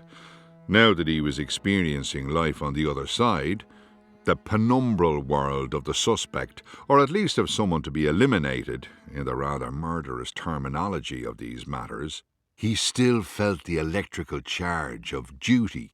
Fleming had requested a sample. Fleming should get one. He was going in to see the forensics crowd, but he knew in his heart he couldn't satisfy them. They might get a match, and it would be ambiguous in implication. They might not get a match and be disappointed, frustrated. There wasn't a man among the forensic girls that day. It was the easiest thing in the world for them to draw his blood. It was the easiest thing in the world to banter with them. Would the IRA keep the ceasefire? Would they feck? Did he see the bridges of Madison County yet? He headed back out, leaving the dilapidated building, not with relief, but with gratitude, lighter by a few drops of blood. He had faced the demon. His fear that had been a companion for nigh on 30 years. It was like a visit to the doctor, but not at all like that as well. Both could mean bad news, but murder. In the old days, a conviction could mean death. Murder. He was just entertaining this word, when a man quite forcibly put a hand on his right shoulder. So forcibly, Tom in the first moment thought he was being assaulted. Well, it was no violent stranger, but Wilson. "Jesus, Tom, I was only shouting after you." "Sure, I'm gone deaf," said Tom, pleased to see Wilson. "Do you have 2 minutes, Head? I wanted to talk to you about this priest. He's making allegations," said Wilson with a sudden air of helplessness. Oh, Tom thought, Wilson is embarrassed. Or if not embarrassed, well, respectful. It gave Tom a sudden surge of delight. Courtesy. "If I advance this investigation, it's going to be messy." "You have to advance it," said Tom, abruptly and passionately. He didn't care. At the core of things, he didn't care a jot for himself. His ancient burden of a sense of justice was not a burden he could ever put down, even now as something gnawed at his own safety, his peace like a monstrous rat. That was the tune that rose first of all things to his lips. Find out the truth and penetrate the crime. Bring the guilty to justice. "I don't want to," began Wilson, and paused. There was something he didn't want to do, all right. Tom thought he knew what. He didn't want to screw him over in his retirement. An old policeman with the Scott Medal. He supposed Wilson knew that too, just a bronze, but even so, took a bullet from a madman in 72. Wilson nodded his head, as if coming to some conclusion in his private mind, not something he wished to share with Tom. "I'll let you go," he said, and nodded again, this time with an accompanying smile. He was letting himself go, but Tom was grateful for the smile all the same. Fleming and Wilson and O'Casey and their friendly vice. His fingers were in it. The screw was being closed on them.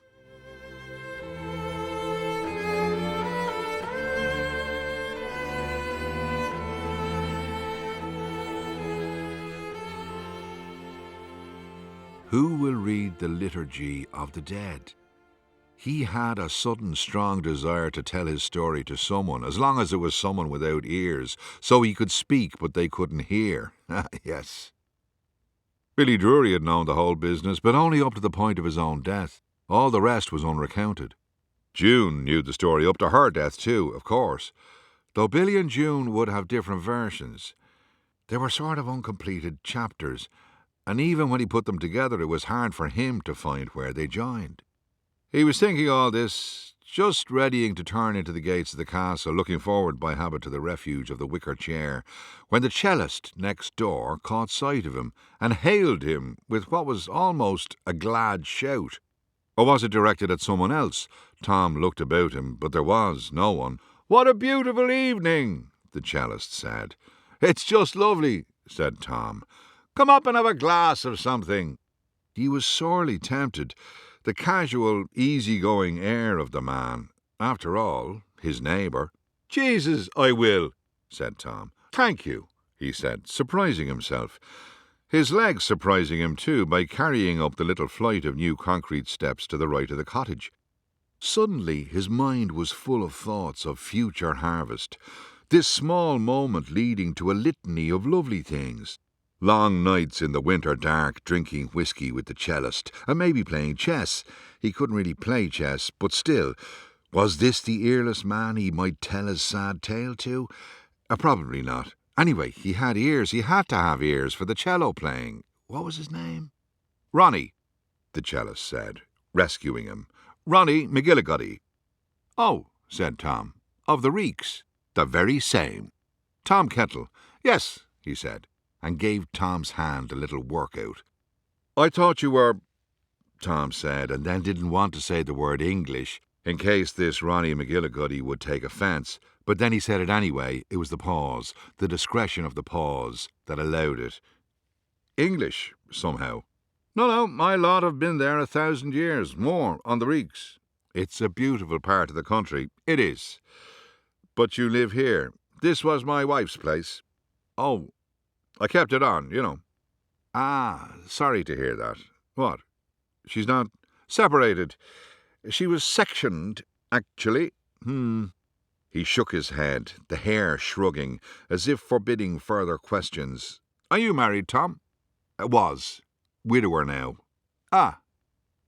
So they had got this far.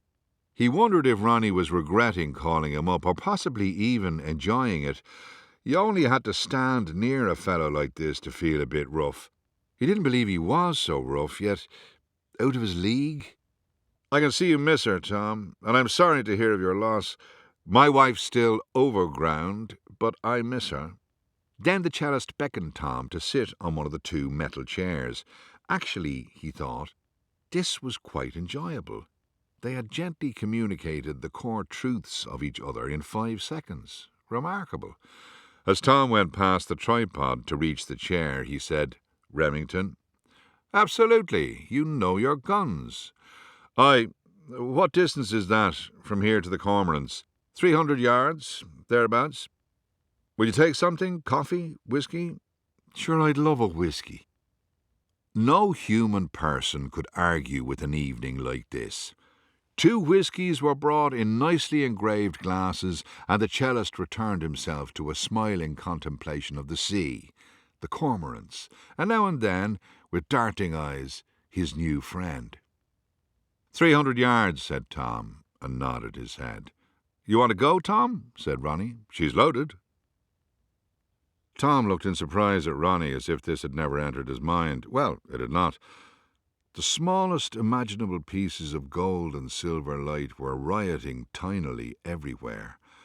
The light was piercing through the flowerless leaves of a passion flower that Ronnie had captive in a big pot. The climbing plant was held upright by a skinny trellis stuck in the soil. The tripod was another upright thing, and another was a music stand with sheet music on it, close by Ronnie's chair, and the deep crimson brown of the cello. Tom thought that yoke must be worth a few bob. The title of the sheet music was Cole Need Ray, in clear black letters, a phrase that might have bamboozled him, might have bamboozled anyone, but it struck a chord in him, a memory from long, long ago. Cole Need Ray. Even as he rose to the gun, with Ronnie closely watching him, sipping his whiskey, Tom hadn't touched a drop, as he did not a coarse drink, but he'd been happy to receive the glass and hold it in the interests of courtesy. He was asking his old head what the phrase was. When he was 17, only a few months in the army, he'd been told he was being sent to Palestine. Yes, he remembered now. His sergeant had given him a booklet about Arab feast days and holy days and Jewish feast days and holy days, so he wouldn't cause offence to the inhabitants, as if his gun wouldn't do that all on its own. Yes, he had gathered a goodly amount of what in the end was to be of no use to him, except now, 50 years later, on this expensive terrace, with this curious man, and the phrase Cole Need Ray, which he knew, because the relevant booklet had told him, was sung on the eve of the Feast of Atonement. Atonement. A word that had meant little to him when he was 17, but meant a great deal to him now. Cole Need Ray. Ronnie made an adjustment to the bolts holding the gun steady, preparing it for Tom supposed. "Who's that running around there, Tom?" he said, indicating with head and hand the garden of the Tomelties. Tom glanced down. "Oh, that's Miss McNulty's little boy. I think that's a girl, Tom." "Oh, is it a girl?" He looked again. It wasn't just him, then, seeing her. "I don't know," he said slowly. "I really don't." "Maybe it's a ghost," said Ronnie lightly. "The ghost of who, though?" said Tom, a little in dread of the answer. "When they were digging there on the island in the 60s, they found a child's bones thrown in a ditch, not even buried. An ancient ditch, seemingly. An ancient child. Maybe that's her. Oh, she's gone." "Well," said Tom. "You don't believe in ghosts?" "I do," said Tom, definitively. "I've lined her up for you," said Ronnie, meaning not the girl, but the gun. "This is a great scope, Ronnie," Tom said, peering into it where it was fastened along the top of the rifle. He really meant it. There seemed to be a component of light in this scope that he couldn't see the origin of. There were the cormorants right in front of his nose, it seemed like, and the very barnacles on the black rocks. He wondered what it would be like to pull the trigger softly, ease his index finger through the small arc of it, and watch the bird fall, far, far off and yet so near. But he knew in his heart he would never pull the trigger. When he stood back again, smiling at Ronnie, nodding his head, he thought a bit foolishly because maybe he'd been expected to shoot. He saw the little man had taken his cello between his legs and had lifted up the bow. "Do you mind if I play?" he said. No, I'd love you to play. I hear you all the time. Bach. I know the Bach. Do you know this? By Bruch. Cole Need Ray. Bruch was a big old German Protestant, but he wrote this beautiful piece of Jewish music." He was going to say, "Yes, I know about that, about the Day of Atonement," but he said nothing. Let Ronnie McGillicuddy think he was an ignoramus. He had no wish to talk about Palestine. Anyway, Ronnie started to play the first long single note before he could speak. Tom sat back down on his chair. Was this not one of the nicest things that had ever happened to him? A glass of whiskey, if never to be touched, and the last lights of a spring day, being played to by a man to whom it was obviously possible to say stupid things, and he would not mind. He sank into his chair, deeper and deeper in his dark coat.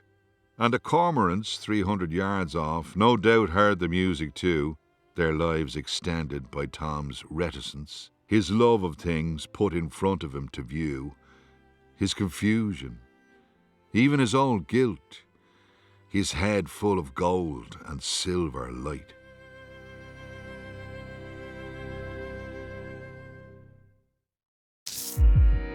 BBC Sounds. Music, radio, podcasts.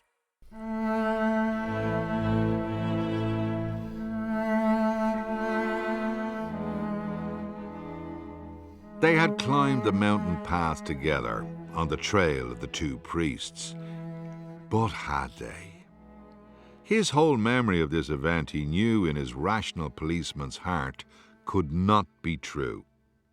Yet he saw it all in his mind's eye, so true, but not true. They had climbed the mountain path together, absolutely together, like a bloody sandwich.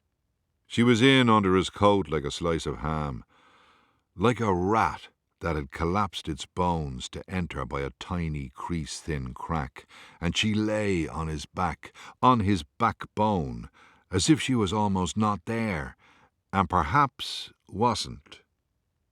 He had scanned the track and the woods all lying above it, and seen a second track entering the trees, and by some instinct he'd thought they should get ahead of them, and they should lie in wait for them above. Lie in wait to do what? He didn't know. He was genuinely shocked when June took their humble bread knife from her Gansey. She took it from her Gansey, and then she went in under his coat like a bone-collapsing rat, trying to get in a manner no human ever could. And he entered into the woods by the other track, and they must have passed Byrne, him on the lower track, panting along with his soft belly, and past his friend, his accomplice, with their mutual hunger for the bodies of children. The souls of the children assailed by them, assaulted, soiled, threatened with ruin, and their whole lives altered by them. And coming out on the summit at last, with all of Dublin thrown out on the plain below them, and cutting back down through a cleared acre, they were suddenly walking towards Matthews.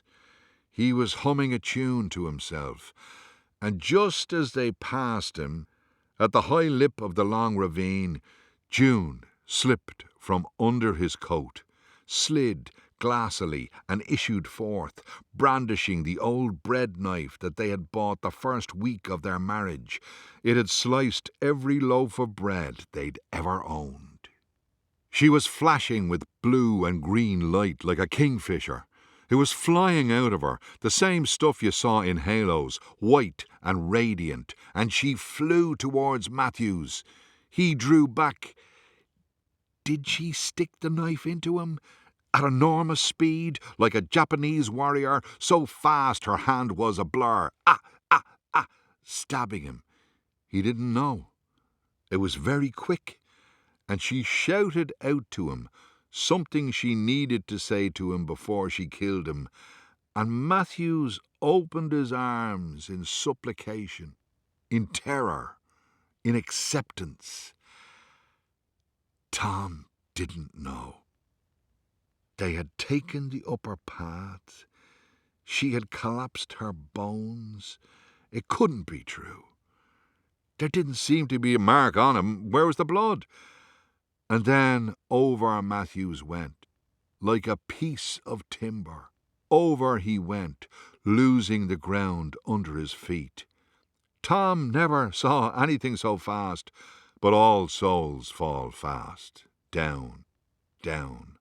And Tom peered over the edge and watched Matthews tumble and tumble, roaring out, and June beside Tom, the light gone from her like an extinguished Tilly lamp, and she stared down at Matthews, who far below had strewed his own limbs on the broken ground, and he was still, and it was done.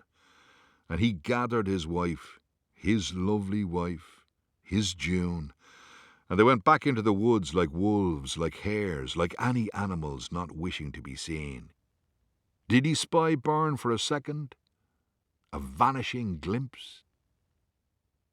This was the truth, if the truth were required. This was what had happened, according to Tom's brain. Now he searched for an old tin of cigarillos in a drawer in his bedroom. It was the day after McGillicuddy's magical playing, and since he was solitary again, he could do no better than occupy his wicker chair. In killing Matthews, she had not gone free. It had looked like freedom. It had looked like a new time, things starting anew. She had mothered like a maestro. She had lived like a best example of humanity, a murdered person who had murdered in her turn, with an absolute sense of the justice of it.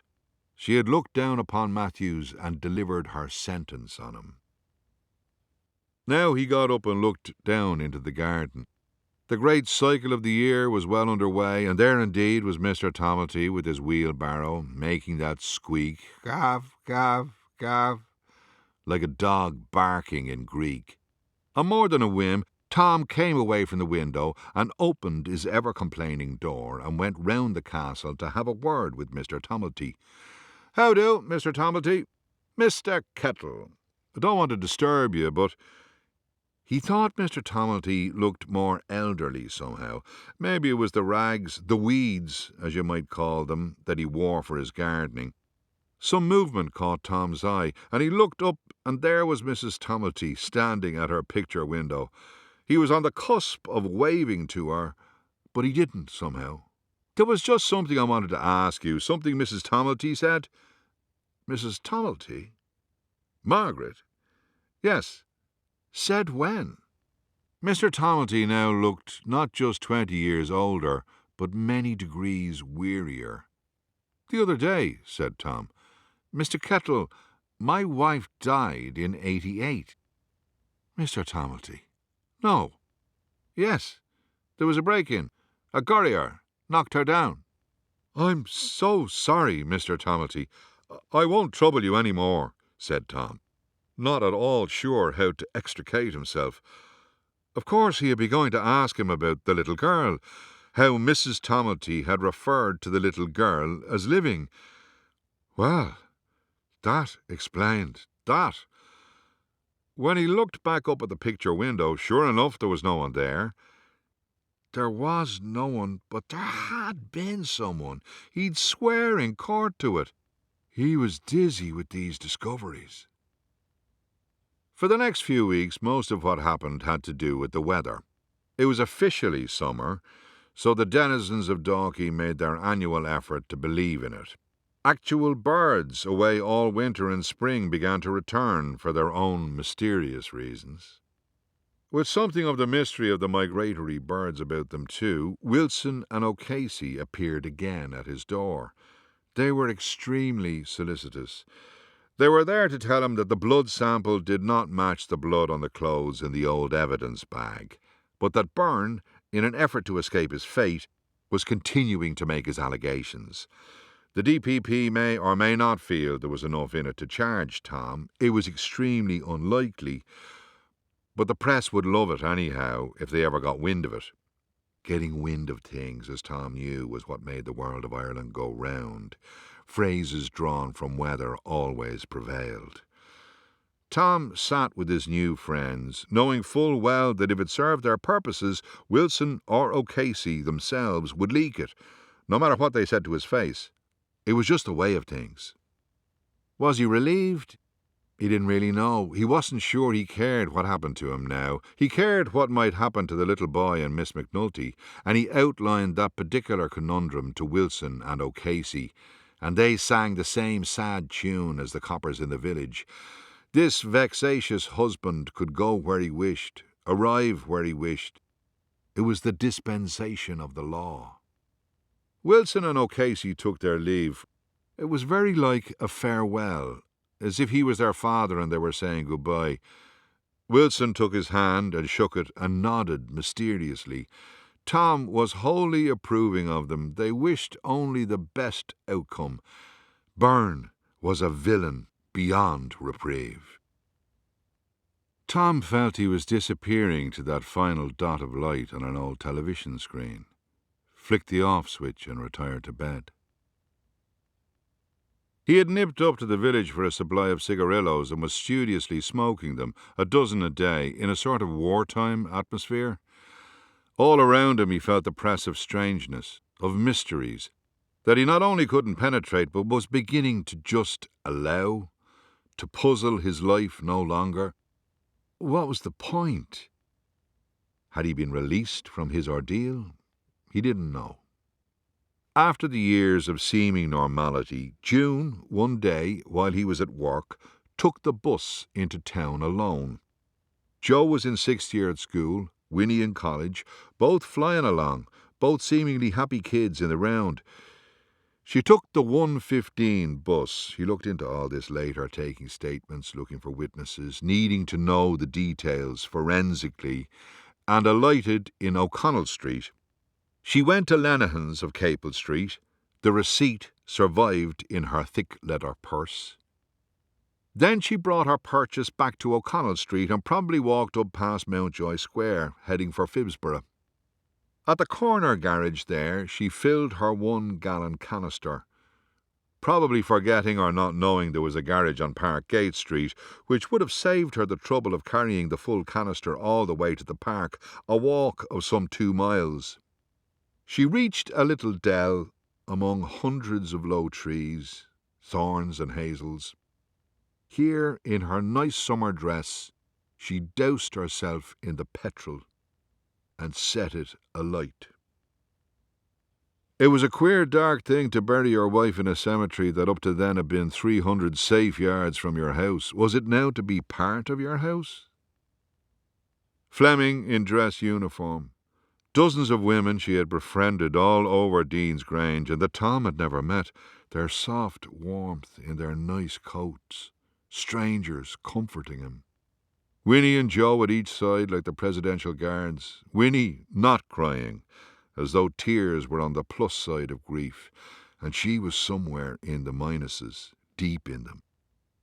She had been a fabulous mother, no doubt, and when the humanist pastor said so, it was not by way of over-generous homily. Winnie looked just like June 25 years before, as if June were a mourner at her own funeral. Joe, stricken, but confused, like a man being told urgent and catastrophe-averting information in a foreign language. And then slow, cruel days after, when the brain had to take in what had happened. Their mother, his wife, the epic woman who had survived everything except survival. And Winnie, not so much heartbroken as not in possession of her heart, making the tea in the dark green teapot back at the house and serving the funny little sandwiches that she'd cut so small. They were like things you'd tempt a fussy eater of a child with, little tiny triangles of ham, like a sum reduced to its primal equation. In bed that night, in the bed he always thought of as her bed, her place of safety in the dark night, in the time of the owls, in the time of the moon. Without her, the children in their childhood beds, her in the summer cold graveyard, her heart not beating, her mind not thinking, her face not brightening, darkening, and in the kitchen on the breadboard, chill and dark, the sacred bread knife, which in killing had not killed, in exacting punishment had not punished, in seeking to be the instrument of redemption had not redeemed.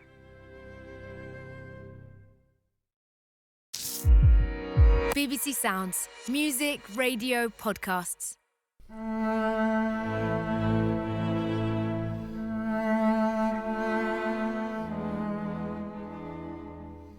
Winnie, their best girl, cutting the sandwiches smaller and smaller with the innocent knife. The year before she had come first in her year, but this year she was going to come nearly last. "Are you all right?" he asked her 1,000,000 times, and "God, I am, Daddy," she would say. Never entered her mind, to tell the truth, that her brain was boiled cabbage with grief. The horror of her mother's decision just couldn't lift from her. Then she was drinking, of all things, or he thought she might be, because over at her digs she didn't care to tidy away the bottles. His policeman's brain was able to notice everything, the suspicious reefer ends in saucers. And most discomforting of all, in the latter days, a needle just left there in the overflowing pedal bin. A needle. She said it belonged to a diabetic friend. He was grateful to believe her then. He could notice and imagine, but he seemed to lack the words to unlock her suffering. Then it was over. Suddenly, in the dark winter, she fell back in a stupor against her own radiator, lay there for hours till she was found. It burned one whole side of her. Fleming then, with his flame of friendship, all her legion of friends, at the graveside, tucking her ashes at least, in with her mother. And then his Joe, secretive Joe. What of him? Could he tell himself even that story? When Tom got the telegram, Fleming immediately gave him leave. Tom, you just get on the next plane. But he was so afraid of what he would find. Well, he knew what he would find, the body of his son in a morgue, no doubt. He didn't want to do that, but deepest instinct bade him go. Go quickly. The sheriff's office was a smart little place, not old, with concrete walls and a still fan in the ceiling. The sheriff was extremely polite. A weary sort of a man, maybe, a serious face, but smiling. He said they might never have found Joe, only that the killer came in the very next morning and turned himself in. Oh, yes, sir, confessed. He would go to jail, 100%. The sheriff said he was a man from the Pueblo, a father, just like Tom. Tom asked the sheriff why Joe had been killed by this man. It was a terrible thing to be thinking at all, to be thinking in any shape or form about the murder of his own son felt like a self-inflicted torment. The sheriff spoke softly. This man that killed your son was the father of a young boy himself. The child was very sick. His father thought a powerful witch had cursed his child. Your son didn't agree. He said it was acute anemia and the child must go to the big hospital in Albuquerque. The boy was taken out of the care of the shaman. The father protested. He was very angry. And when the boy died in hospital, he blamed your son. When he got the body back to Dublin, Fleming took over. He just couldn't have been kinder. The cremation, the little ceremony at the graveside, the Scott medal put in with the ashes. He struggled through the last few years of policing, in a way more meticulous, more inspired than ever. Even the man highest up thought he should take early retirement, but something deep in him needed to go on to the end. Then the little party and the sombre words and the happy words. Then his niche in Queenstown Castle, his wicker chair, the characterful sea and the stolid island. And then those quiet 9 months, not only of new silence, but also, what would he call it, a sort of blossoming sense of relief, maybe, that the wretched fates had done with him, had noticed his great happiness long ago, and emblem by emblem taken it away from him. Then the day that Wilson and O'Casey came in with the old rhododendron aflame at their backs, the screeching of the door and the whole thing cranked up again like a Model T Ford. His story was told, and he had told it to no one. How lightened he was. He marvelled at it. He should by rights have been weighed down under, but no, there was something about these deep summer days that he found delightful. The sea seemed to shrug in the heat, and how much of it was burned into the air was anyone's guess. This was a rare summer, and Tom sat in it gratefully. Wilson and O'Casey left him alone, and in his official mind he knew they would be gathering their ammunition against Byrne. He hoped to God they would not hold back on his account. To leave his little lean-to flat and sit in it, on the rickety metal seat, with the airships of the big bumblebees bursting into digitalis, lupins, summer flocks, and the smell of the sea making his senses fizz, and the sweet composure put on everything by the light. What simple joy! His yellow togs were much in use, and he didn't bother with Killiney or White Rock, or even the Vico Rock, which was the closest swimming place, but delicately, inch by chill inch, dipped himself in the water below the house. Coming up from the garden on one of these special days, a person unknown came in at the gate. He looked hesitant and forceful in the same instant. He was a tall enough fellow with dark hair and a beard. About 6 feet tall, 35. Tom's policeman's brain whirred. The primary school in the village had closed for the summer, and indeed Tom often saw the little boy wandering about the garden, absorbed in his own thoughts. He changed his clothes as smartly as he could, and didn't even bother to dry himself properly. He was anxious now, and bothered. He was in a bit of a hurry, and of course slowed himself considerably because of that. He managed to step awkwardly into a leg of his trousers and fell loudly onto the wooden floor. Cursing himself, he finished the job just sitting there, like an idiot, like a man who had never put on his own trousers before, a bloody baby. Then he opened his front door. Just as he did so, he heard a commotion, as Billy Drury might have written, on the road. Small cries of "No, no," in the tinny tones of a boy whose voice had not broken, and a gruffer voice giving orders, and a car door slamming, and then another. By the time Tom reached the gate and looked out, a car was pulling away in a blind hurry. The little boy had resourcefully opened the tiny triangular side window, and Tom thought he heard the age-old word with an age-old terror in it. "Help!" "Stop! Stop!" Tom shouted, the very picture of a policeman, heaving himself towards the car. And he saw the bearded man's head turn and look at him a second, an expression of pure depravity on the handsome face. So Tom set off at a run not very convenient to his body, but suddenly feeling a queer vivacity. His legs seemed to thunder under him. Now ahead of him, the car was obliged to stop unless the driver wished to plough his way through a dozen vehicles. And here was Miss McNulty, flying down the further pavement and trying to tear open the car door. Good for her, he thought.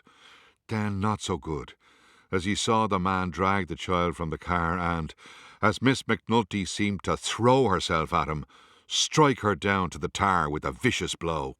The husband's inspiration now seemed to consist of leaving his wife where she lay and dragging the child down with him into the dell of Collymore Harbour. Now Tom had reached the abandoned car at least, and went to Miss McNulty's aid. He didn't know if she was dead or alive. She was certainly out cold. He lifted her to a grassy bank at the other side of the road and laid her down, gently as he could, and hurried to the sea wall and looked down. There was the man already in the little ferryman's boat, without any sign of the ferryman, and he was dragging on the starter rope to get the outboard going. The little boy sat on the bench behind him, crying and gripping the seat, as if that might help him. Now the engine growled into life, and at the sound the actual ferryman burst from his hut, looking about urgently like a cattleman sensing a rustler. But it was too late. Where was the idiot going? What was he going to do? Kill his child in a rowing boat? On a desperate inspiration he went running back towards home. It seemed to take an age, moving with this hardship through the treacly air. After 2 minutes of this merciless Olympics, he gained the little cottage of McGillicuddy, and climbed the steps in a lather of misery to the balcony. Here it was almost a relief to stand at the gun and its tripod, and train the excellent sight on the man. The man had the boat moored. He was turning full face to fetch the boy. A clear shot. 300 yards. Steady yourself, Tom. You have one chance to fire. Calm now, like a ballerina on point. Move not. Say the marksman's prayer, and fire. Oh, Thomas Kettle. He went back to his flat, sat in his chair, keeping his eye all the while on the island. After half an hour or so had passed, he watched the noble Dunleary lifeboat surge up the channel and take the little boy aboard. He lit his last cigarillo and smoked it almost playfully. The boy was saved, and in that moment he knew there was contained the seed of his own salvation. It was now 11 p.m. It should have surprised no one, and it didn't surprise him. He did it as if watching himself from above. That he went down to the concrete platform below Mr. Tomelty's garden and entered the sea in his odd yellow togs. The water was warm and fierce. The salt buoyed him up so he felt he was weirdly lying on the water and not in it. Like the very sea under him was an ancient lilo. Suddenly all the things he had loved about his life filled his heart, filled his limbs with strength. He knew that the whirlpool lay south of the island, and he knew he had to strike strongly across the current to get there. When he reached the circling currents, he was surprised how gently they took him round and round, decreasing all the time in circumference as he was drawn to the centre. Then he was plucked down, deep down. His body felt bright, dolphin-like, adaptive. He was drawn down further, and then he was rising again, and then he was surfacing from sleep in his own bed. It wasn't as if he was confused. One moment he was in the water, the next waking, coming to, snapping to. Oh, had he dreamt the little boy in danger?